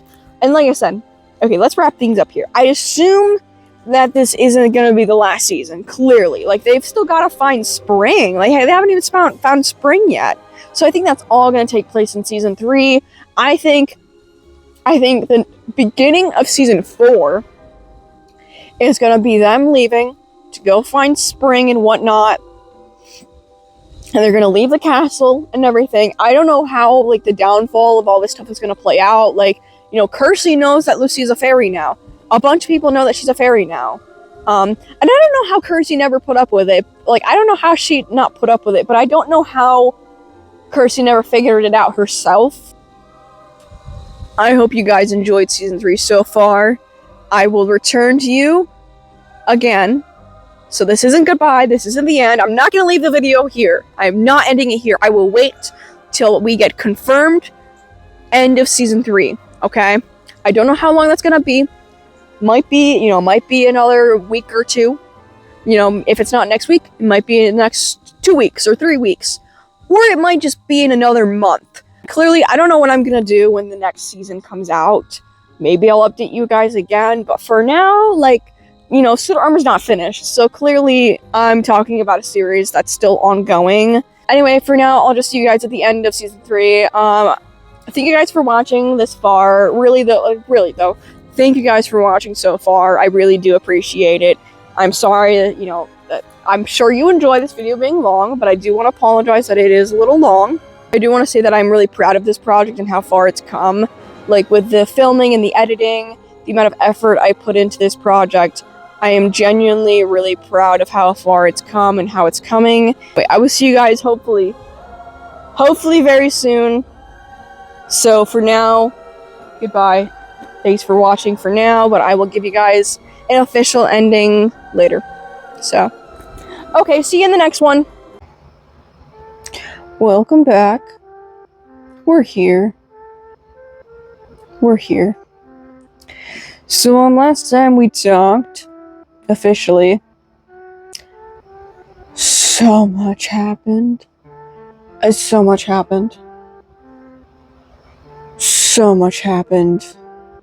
I am not mentally prepared to talk about anything that happened in the end of Suitor Armor, but we're here to talk about it. Before we get into it, I have a little bit of intro because honestly, genuinely so much happened, and there's a couple things I needed to discuss before I get into the notes.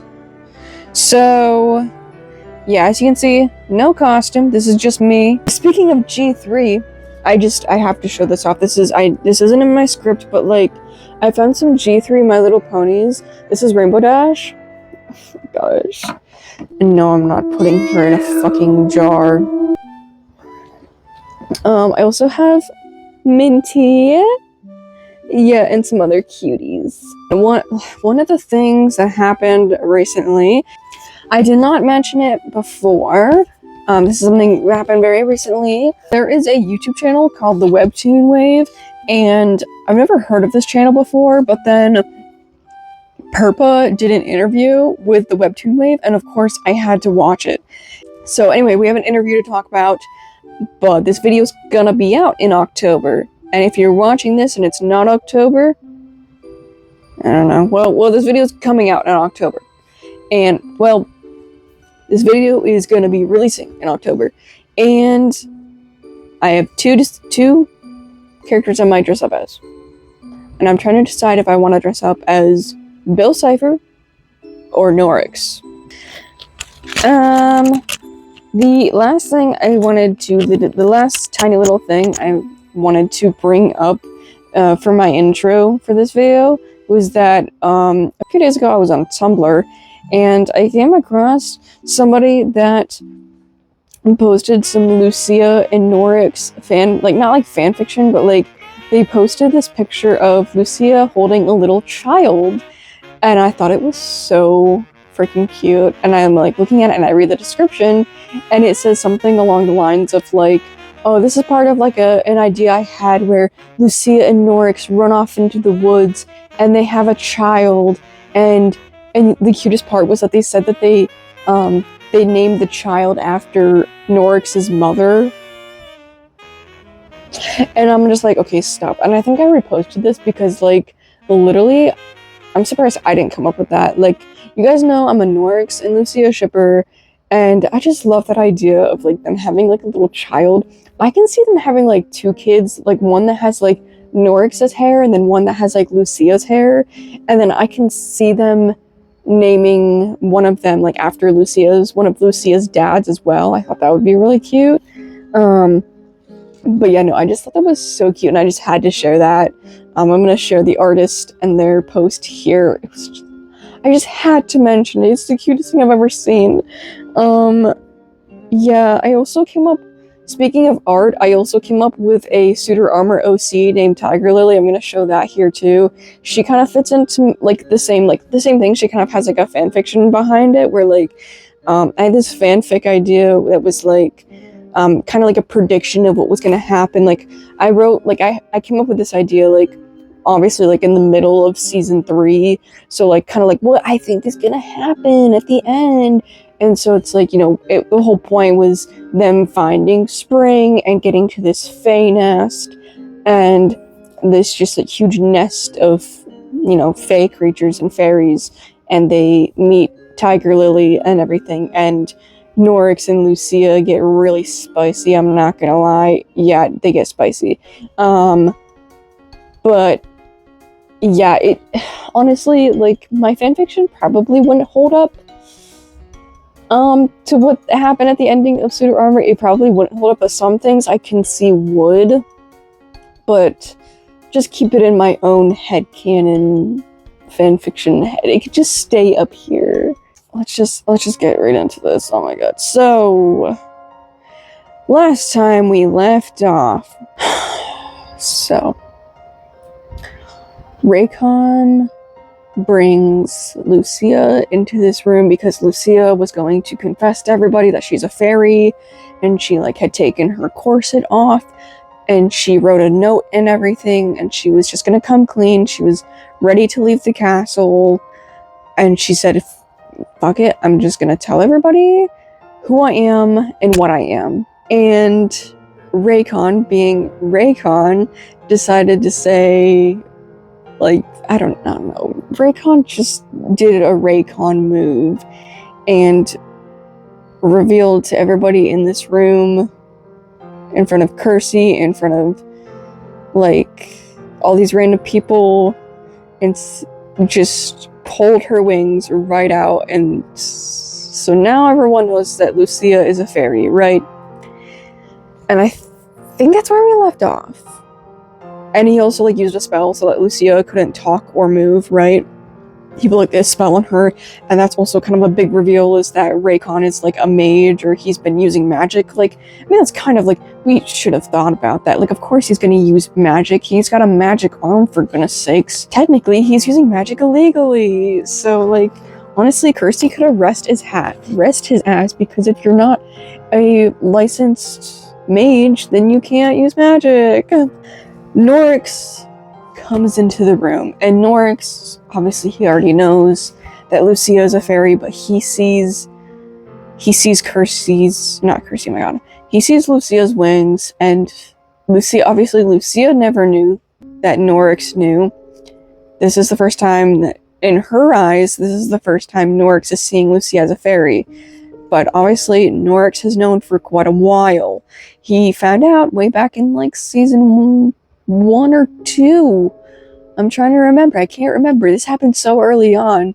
Like, Norix has known for a long time. So, at one point, when Lucia is like, she gets out of her spell, she gets out of that spell that Raycon put her in, and she's finally able to move, and they start like fucking shit up. They start fighting and everything. We find out that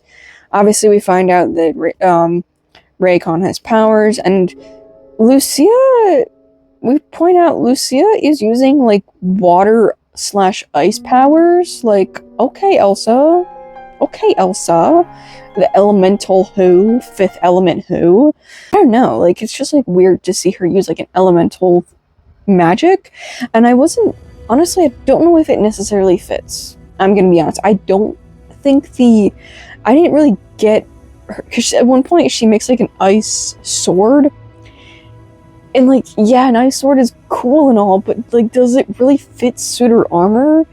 Does it fit Lucia to have an ice sword? Not really, and ice swords aren't really that cool because they're gonna break in 2 seconds, you know? Anyway, the part I want to talk about the most here, and this is the first thing I have in my notes, that is that Lucia, as all this shit is going on, Lucia picks Norix up, just picks him right up, lifts him into the air, and kisses him on the lips. Now listen, I know this isn't like the first time they've kissed, like obviously they've kissed before, but like, this time was just so hot. Oh my god. Has like a huge blush on his face. Anyway, now we've got horny Norix, official horny Norix, let's fucking go. Another surprising thing that Raycon does is I'm sorry, when I tell you you are not prepared for this, because I can't even explain what's gonna happen. I don't know. Purpah, you've got me. I don't know what's gonna happen next with this.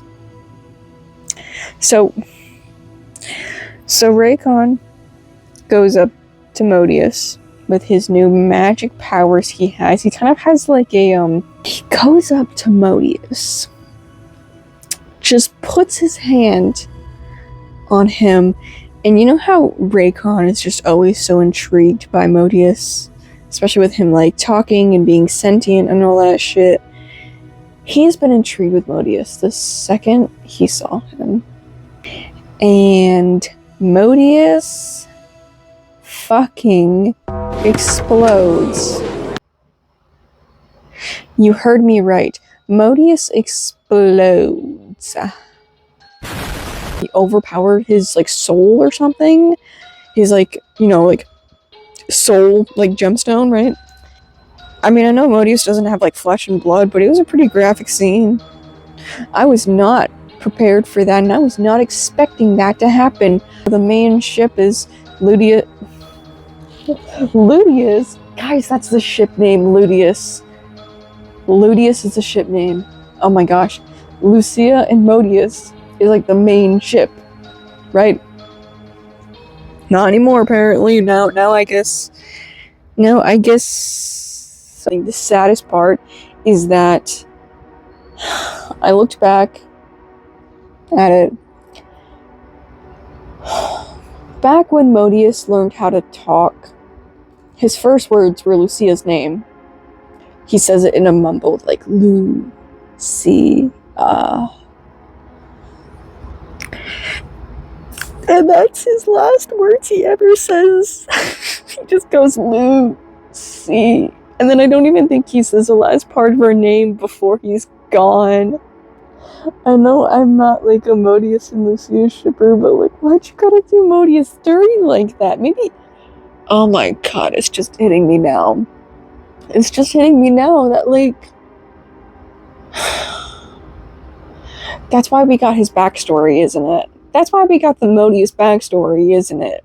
So in my notes, of course, I made a Handplates reference. Obviously, we're talking about Handplates again, guys. I'm sorry, I can't. There's a scene where Sans, his head explodes from an accident. Gaster goes to try to fix him and puts all this shit in his eye, and it goes, and I'm like, oh my god, that's literally. Side note that I was thinking about recently when reading some of these newer episodes, is I've realized that Lucia's eyes when magic users, when they use their magic, their eye color, like the whites of their eyes turn a different color. And I mean, their irises turn a different color too, but mostly like the irises of their or like the whites of their eyes turn the color of their magic. So like, notice that Lucia's eyes went from being like fully blue, like whenever she used magic, it went from blue. And when she started becoming more powerful, I realized her the whites of her eyes turned black rather than blue. And that's just like, I don't know, the eye thing is so interesting. I had this prediction that Lucia was gonna become a Fae Beast. Now, like, I started kind of getting hints of it, like, during these last couple episodes, and, like, I was really starting to feel it when, like, I noticed Lucia using more and more magic and becoming more powerful, and I feel like now that I look back at it, there's, like, more hints that like we could pick up on. Now, one of my main pieces of evidence for this was that, like, sometime, I'm guessing in season 2, there was this moment where Lucia is getting in the bath and she kind of looks at herself in the reflection of the water, and she sees like herself as like a Fae Beast. Like, she sees herself as like this monstrous like figure, and she looks like a butterfly, almost like I was right. Lucia turns into a Fae Beast. Kind of, and I say kind of. We'll get into it. But, and then, like, when Purpah did the teaser for the last episode, I was like, yeah. This is episode 166. This is the last episode of season 3. Okay, the sweatshirt's off. Sorry, it's too warm in here. That's why I have the fan on. Even though it's been raining, kind of cold out, it's also just like warm. It really should not be this warm. I kid you not. It has been so hot. This is the first time it's rained in like, I'd say a month. Back to Lucia turning into a Fae Beast, right? So, I'm not gonna lie, Lucia looks freaking badass in her like Fae Beast form. Now, I keep saying like Fae Beast, like sort of, like, because I want to say she turns into like a half Fae Beast. Because, like, the Fae Beasts we've seen are, like, full animals, right? Like, they're, like, the one was the deer, was a full deer, with just, like, that looked cool. And then the one was a wolf that looked really cool. And Lucia just kind of, like, gets features of, like, a butterfly. You know what I mean? Like, she has her hair, and she's very, like, humanoid. But obviously, she sprouts, like, this cool body that's very bug-like. She has claws. And honestly, I was not expecting this form to look like this either, because I was like really expecting the version that we saw in the reflection, you know, like the little bit we did see of it, but like this form was really badass and just like not at all what I was expecting her to look like. Because when I was expecting Lucia to turn into a Fae Beast, I was expecting like full Fae Beast. Like, obviously she was going to turn into like a butterfly, right? Because monarchs, right? But I'm like, I was really surprised to see that she turned into like a half Fae Beast, right? One thing crazy that Lucia does while she's like kind of not in control of this Fae Beast form is that she like starts burning a bunch of people. Remember when Lucia got burned herself? Now she just starts burning a bunch of other people. You know those other people that are in the room? Yeah, they're basically all dead at this point because Lucia just starts spitting fire out of her mouth. And she's like she's so mad after like the death basically of Modius that she's just like, they all deserve to die. I'm just gonna kill them all. I killed them. I killed them all. They're dead. Every single one of them. And not just the men, but the women. And the children, too. What the fuck did I write? I wrote in my notes that Raycon basically gets turned on by Lucia's new form. Now when I say that, what I mean by that is that this is the outcome he wanted to see happen. Like, he we'll talk about this in the interview section, but like Raycon really loves his outcomes, and he loves to just fuck with shit until it happens.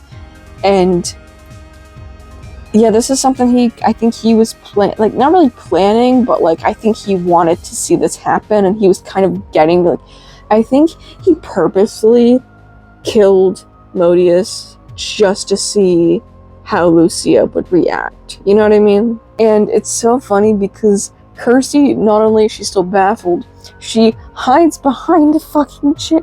Not just any chair, she hides behind her throne, and she's like, what's going on? She's like hiding like a little coward behind her throne. And at one point, Aurora goes to leave. She literally runs, and Kirsty grabs her, and it's like, you can't leave me, don't leave me, Aurora. And Aurora, I kid you not, kicks her. She's like, get the fuck up. And the reason why Aurora runs is because, like, Lucia is up flying in the air, and she's burning shit and everything. And they're trying to catch her. They grab her with some ropes. They're trying to, like, bring her down. And at one point, she grabs Baynard, and she probably would have killed Baynard, honestly. Like, I'm like, oh my god, she has Baynard. Is she gonna kill him?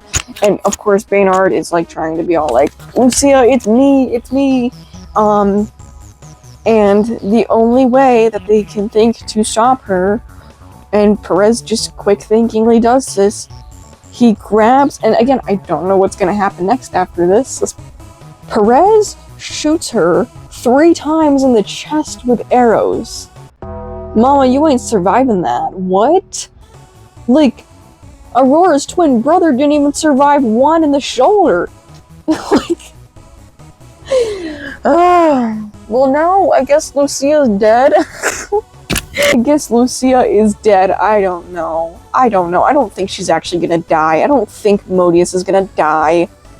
But it is pretty rough to see how this happens. And with all this, Norix gets knocked out by Raycon. Unfortunately, that's so unfortunate. Raycon just comes up behind Norix and goes bonk on the side of the head, and he's just on the ground, done, you know. And well, the one interesting part is as he's like kind of half like passed out, he grabs one of Modius's like pieces of his like soul stone, because you know his soul stone, you know, kind of just got exploded, and Modius is apparently no longer right now. He like grabs a hold of it, and there's like like I almost want to say like a glimmer of hope, like quite literally a glimmer of hope. It looks like the stone kind of shines just a little bit as he grabs it, so maybe Modius is still there. I think Modius isn't like gonna be dead. I don't think Lucia's gonna be dead, but like finally we can officially say that they have left the castle to find Spring. Okay, Lucia, Aurora, Baynard, and Perez all leave. And I'm sad because neither of the boyfriends are there. Norix and Modius can't be there, unfortunately. Now, I'm not gonna lie, back to my fanfiction. In one draft of that, I actually wrote that Kirsty comes with them, because I thought it would be interesting to see like Kirsty go along with them, but then I decided not to do that. I'm like, I think Kirsty would still have a change of heart, and I'm thinking she would like come back and do some crazy shit, and awesome. It'd be awesome. But anyway, enough about my fanfiction. I'm just so happy we finally got here. Not happy how we got here. One thing I want to point out is most like end seasons, they like to do, like Purpah likes to do this kind of like almost like storyteller, like narrator kind of thing at the end. Like you don't normally see a narrator voice like really ever throughout the series unless it's the end of a season. And there are times where, you know, like a little like narrator voice kind of comes in and says like kind of some vague cryptic, you know, thing.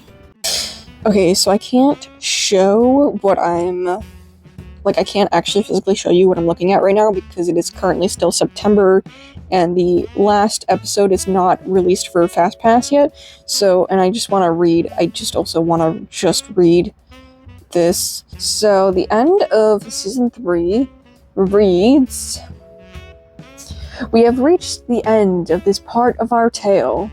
The truth of things forced to exhale. Monarch Queen ripped from cocoon. Iron kind to magic no longer immune. Too long in the castle, now made to leave. The truth of things now forced to breathe. Heading north until they find spring. No easy thing, no longer pretending. Spreading wings made to soar from the castle into the thick of war. See you all in season 4. Is that it? Really, the rhyming just really reminded me of the reverse falls retrospective I did. There was a lot of like little poems, or not poems, but like ciphers that I had to like uncipher and solve and everything, and yeah, it just really brought me back to that. Let's just get into the interview. Ugh, I need to lay down. I need to lay down.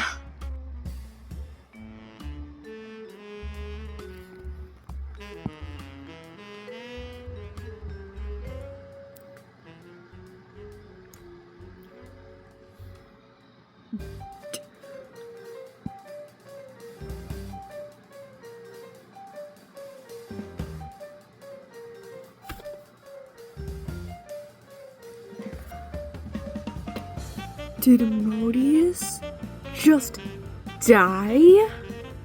Modius just fucking got my little soda pup. Purpah. You can't go on a live stream and talk about how much Lucia and Modius is the canon ship. Alright. It's Thursday. Thursday is Suitor Armor days. Today's the season finale. I'm okay. I'm recording this on my camera, my dinky little red Canon camera. Hold on, can I just show? Let me just... Ooh, I can't. I'm currently recording, but let me just like take a picture of what I'm filming on right now. Because I don't think you guys have ever seen my Canon red camera. Anyway, the point is I'm shooting on my camera, which normally I record on my phone because it's better quality, but I want to get my reaction. I need to get my reaction of this for my video. So I'm gonna add this in there, and hopefully not take too long. I'm gonna speed this up. So, yeah, we're not gonna take too long, hopefully. Here we are. I'm not ready. Okay, so last time we left off, Modius looked like this. It's happening. It's happening. It's happening. It's happening. Guys, it's happening. Am I right? I think I'm right. Oh. Fuck you, Raycon. Do you see what Raycon has in his hands? Fuck you, Raycon. Fuck you, dude. Not Kersey hiding behind... I don't know if you can see what I'm showing, but Kersey is hiding behind her throne. Oh gosh, Kersey. 12 seconds later. I am trying to be quiet.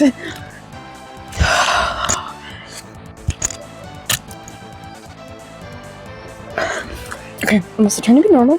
Be normal, be normal, be normal, be normal. I'm not normal. I'm so confused. She's like half a Fae Beast. Okay, I'm gonna show off Lucia's design. She's like half a Fae Beast, right? Because, like, she also looks a little... Oh my god. Not what I was expecting at all.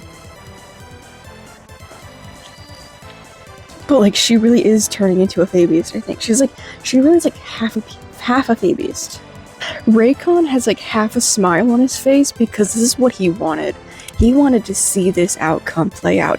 Now, if you don't know, if you weren't there for the Webtoon Wave thing, I will talk about it later. We'll talk about it. But, in the interview with Purpah, she said something about, like, Raycon just does shit to see what happens, to see what outcomes play out, and yeah, this is exactly what he wanted. Like, he fucked with Lucia until this happened.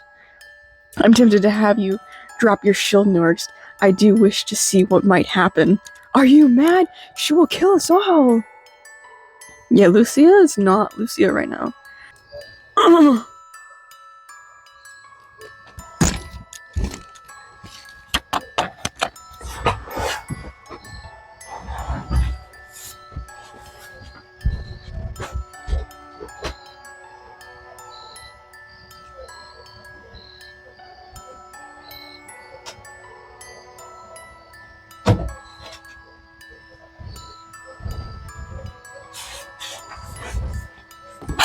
What the fuck?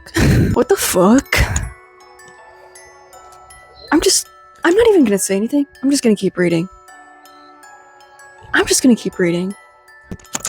I love Aurora. This is why I love Aurora so much. She's such a good character. She just smacked the fuck out of Kersey. Yes, let's go.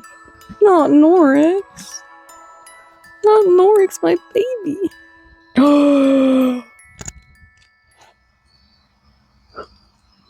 That means something. That means something. I don't know what it means, but it means something.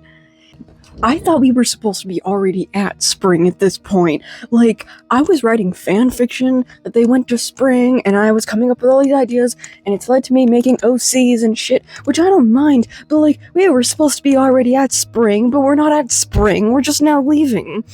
They really should have got out there sooner. My god.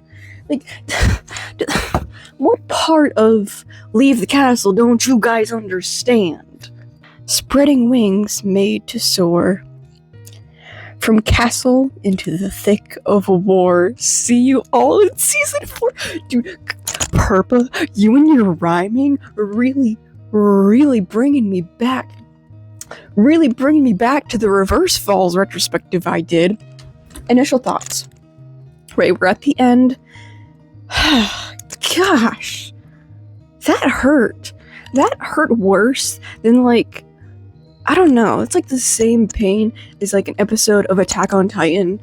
I mean, I expected one thing to happen, but like, okay, Lucia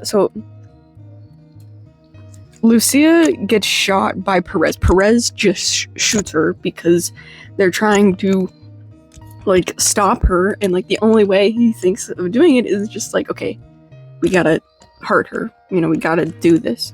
So he shoots her, but like right in the fucking chest. Right in the fucking chest. Perez, my boy. Why? To be fair, like, Lucia did almost die one time already. You know what I mean? Like, Kersey and Lucia both almost died at this point. I love Aurora so much. I personally love Aurora so much. So anyway, what was I saying? Modius got obliterated in the last episode. And Norix grabs one of the shards and they're still glowing, and then it... Like, is there a glimpse that Modius might still be alive in there? I think so. Side rant talking about ships. I kind of jokingly did this the other day. Let me find it real quick. I jokingly made a love square because I call, like, the Modius and Norix and Lucia love triangle, right? It's a love triangle, it is. But then I jokingly made a love square and added Kersey into the mix. Hear me out, it works. It works. But anyway, obviously I don't think she's gonna die, she's too powerful. And she's the main character. Obviously she's not gonna die. But, like, damn. right in the chest. Perez, come on. Cursey, my girl. I'm just gonna say, this is gonna be my last thing I'm gonna say about this episode. But, like, Cursey is really gonna be an episode of Law & Order Special Victims Unit, isn't she? Because I'm not gonna lie, my thoughts went there. Is Cursey gonna be an episode of SBU? You know what I mean? I don't want that to happen, but I can see it happening. I don't know. I don't know if Purpah's that kind of storyteller. I just sense it happening. Honestly, I wasn't super sad that, like, it was the season finale, but I'm mostly sad that I'm not gonna have Suitor Armor to read for a while.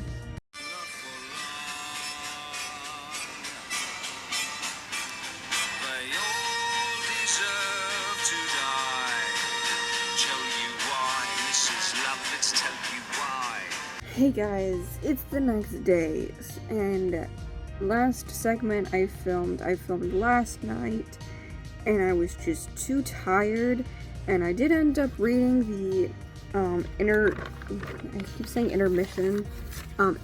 I filmed the interview section, and I don't know, I just went back and looked at the footage the next day, and I'm just like, yeah, no, I knew it wasn't good footage. I was really tired, and I had to move where I was sitting. I was uncomfortable, I was tired, and I just sounded like blah blah blah. I barely knew what I was talking about. The interview with the Webtoon Wave. So Webtoon Wave is a YouTube channel that they do like these little podcasts with different Webtoon artists and other comic artists. Let's get into it. Around 8 minutes and 43 seconds to be exact, Purpah it talks about some earlier concepts of the characters, and I might have known this myself, but I don't remember. Like, I'm sure I remember somewhere. Norex was supposed to be a villain, which is crazy. Norex was supposed to be a villain. And actually, if you do go back and look at some of the, like, concept art for Norex, that kind of checks out and that kind of makes sense. Purpah talks about villains, and villains in general, some of her inspirations for writing villains. AKA, we're talking about Lord Raycon, right? Raycon, probably, like, honestly, I want to say kudos for Purpah, because, like, Raycon is such a well-written character, in my opinion, especially as a villain. Like, he's a well-written villain, and it's, like, it is insane to me that, like, you wrote a villain so well that, like, literally everybody in this fandom hates this motherfucker. Literally everybody, not one person enjoys the presence of Lord Raycon. It's that he literally is just, like, he doesn't really have a backstory or, like, a motive. I mean, I'm sure he does have a backstory, but it's not, like, important to his character. His backstory isn't important, and he doesn't have, like, a motive. You know what I mean? Like, now, like, I've taken a couple writing classes, and they always say, like, your villain has to have a motive. And, like, yes, Raycon sort of has some motive, but, like, Purpah really goes into detail, about how, she makes this, like, metaphor in one episode where Raycon is gardening, and he's, like, picks this, like, blue flower, and that whole thing is supposed to be kind of a metaphor, and the fact that he likes to do things to see, like, what happens. You know what I mean? He doesn't really have a meticulous plan. He just kind of does things to see the outcome of what happens. And around 28 minutes, Purpah gives us an idea of, like, back to the idea of Norex being a villain, right? Purpah mentions, like, what if Norex turned evil after he got rejected by Lucia? Now that's an idea I like. I think I need to write that. Let me go write that right now. Purpah, most of this ending-ish part is, most of the rest of these notes I have are Purpah's planning and inspirations, and she talks about that she talks about using a note card method, which is basically like having, like, a storyboard of her ideas. came up with the whole story like practically overnight, and I feel like somewhere I mentioned that. But yeah, Purpah basically came up with the story of Suitor Armor like overnight because she had to give a synopsis to, at the time, Canvas, because I think she planned on making Suitor Armor for Canvas and not Webtoon. And anyway, she needed to give a synopsis, but she didn't have a full synopsis of the full season yet. And so she basically had to come up with the whole idea, like, overnight, and that's something that Zarla did. I mean, it's not, like, exactly because Zarla never posted the comic to, you know, an app or anything and never really needed to give a synopsis, but apparently, according to Zarla, her and a friend came up with a whole story of Handplates, like, just hanging out and talking, and they just, like, planned the whole thing out, and so, like, apparently, for the longest time, one of Zarla's closest friends was the only person that knew the ending to Handplates. That is great. I love that. This isn't super important, but, like, she did confirm Season 4. I mean, at the end of Season 3, it literally says, see you all in Season 4, so, like, we do have a full 4th season coming up. Don't know if we have a 5th or a 6th or a 7th season, but... He said it! He said it! I would assume, like, 4 or 5 is probably going to be the last, in my opinion. I think Season 4 or 5 might be the last seasons. At 42 minutes, Purpah starts talking about color palettes and that every character has a color palette. And I just love this attention to detail. Obviously, we have Lucia. Lucia is blue. That one was obvious. Kersey she's a mix of pink and red because she went from being, her color was pink and now her color is red. And then ones that I never really picked up on were characters like Baynard and Perez. Baynard is also blue. He's more of a darker blue. And Perez is turquoise. I never picked up on that, but now that she said it, it makes a lot of sense now. And now that I look back, I'm like, oh my gosh, Perez is a turquoise. Like, he always wears turquoise. And of course we have characters like Raycon and Norix. Now, she mentions that they are characters that have, like, uniforms, but they still have colors. Obviously, Norix is red, and they also kind of align with their magic color, because obviously Lucia's magic is blue, and Norix, his magic color is red, so therefore, and he wears a lot of reds, so his color is pretty much red. And same with Raycon. Raycon is a gold color. He wears a lot of gold, and he has gold in his design, and also his magic color is gold, now that we know that he uses magic. So anyway, at the very end, Purpah started talking about plans for after Suitor Armor. So clearly, like, Suitor Armor is going to come to an end at some point. And she mentioned that, like, a lot of her inspirations she had for Suitor Armor in general, some of the inspirations she had were a lot of Disney fairy tales, and she's just inspired by fantasy, the whole fantasy genre in general. And she did actually say a couple times that, like, she was very inspired by Tinkerbell. Like, Purpah, please tell me you have read Wings of Starlight. Tell me you have read Wings of Starlight. Purpah, if you're watching this, go stop this video right now. Go read Wings of Starlight and come back to me and tell me what you think. Yeah, she talked about a lot about, like, being inspired by a lot of fantasy movies, which, like, there's so many movies that I can kind of see, like, oh yeah, I can see the inspirations, you know. Like I said, a lot of Disney kind of fairy tales, not even just, like, Disney in general, but, like, fairy tales. But anyway, she loves fantasy, so, and dark fantasy as well. Honestly, like, Purpah, stop. Time out. If you're watching this, show recommendation for you as well. Not book recommendation, but now I have a show recommendation for you. Trust me, Carnival Row. Stop this video right now.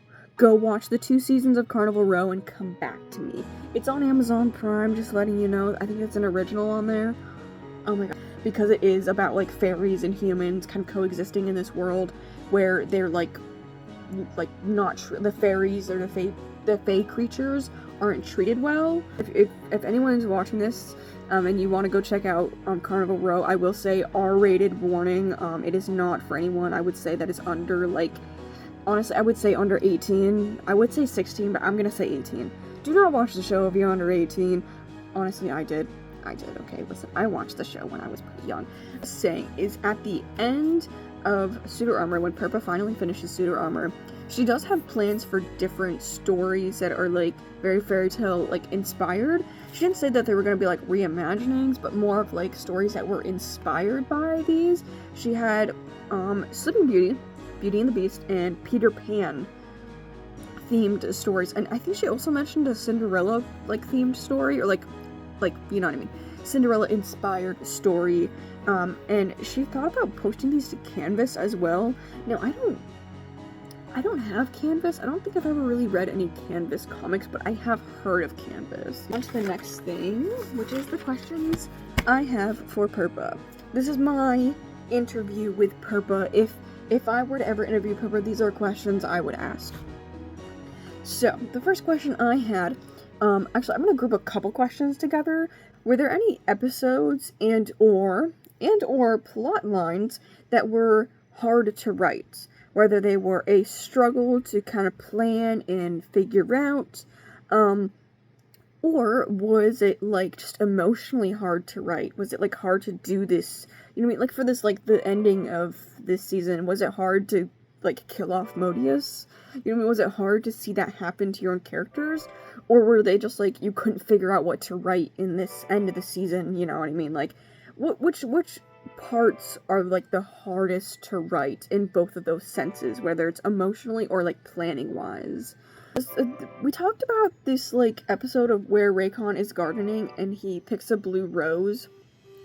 I gotta know, is that just like, I'm guessing that was just for like a metaphor or was like for symbolism purposes, but like if not, like, I mean, now that we know Raycon was using magic, was that like a magic rose? Because it really did look like a magic rose.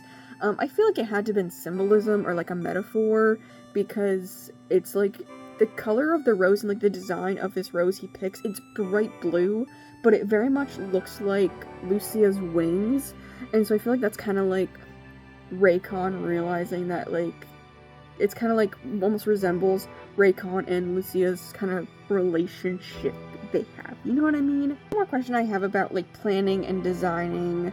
Actually, no, I have my last question is more about planning and designing, but this one is about the books. So, what is it like to design the books, both page-wise and the cover? Now, in the interview, Purpah had not released book 3 yet. I almost said book 4. Purpah had not released book 3 yet. No, like, book 3, in my opinion, is the prettiest. It's so beautiful. Book 3 is my favorite.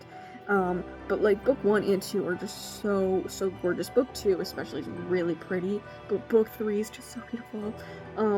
And so what I mean by, like, obviously, like, the design of the front page, like, what's it like designing those? But I'm also curious, like, with, like, the pages, like, did any of the pages need to be, like, redesigned? Do they need to be, like, reformatted?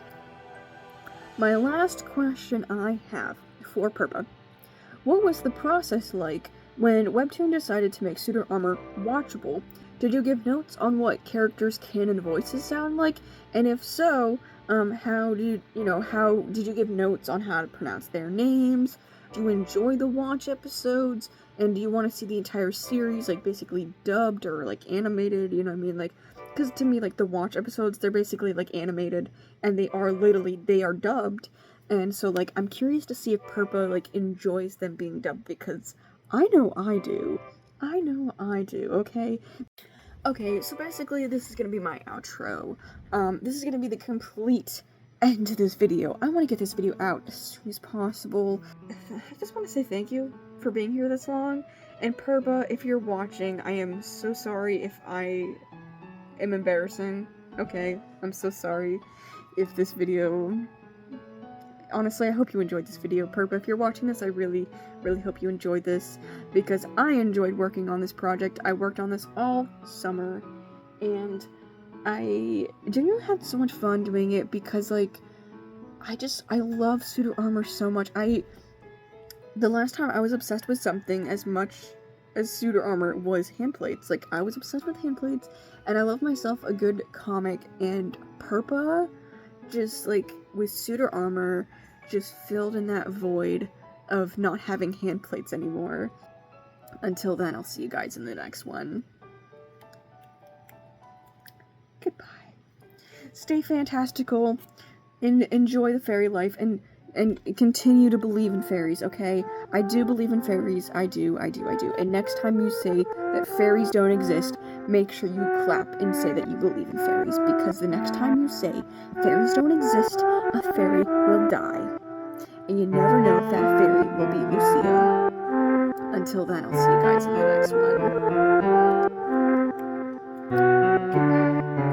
Stay fantastical, and enjoy the fairy life, and continue to believe in fairies, okay? I do believe in fairies. I do.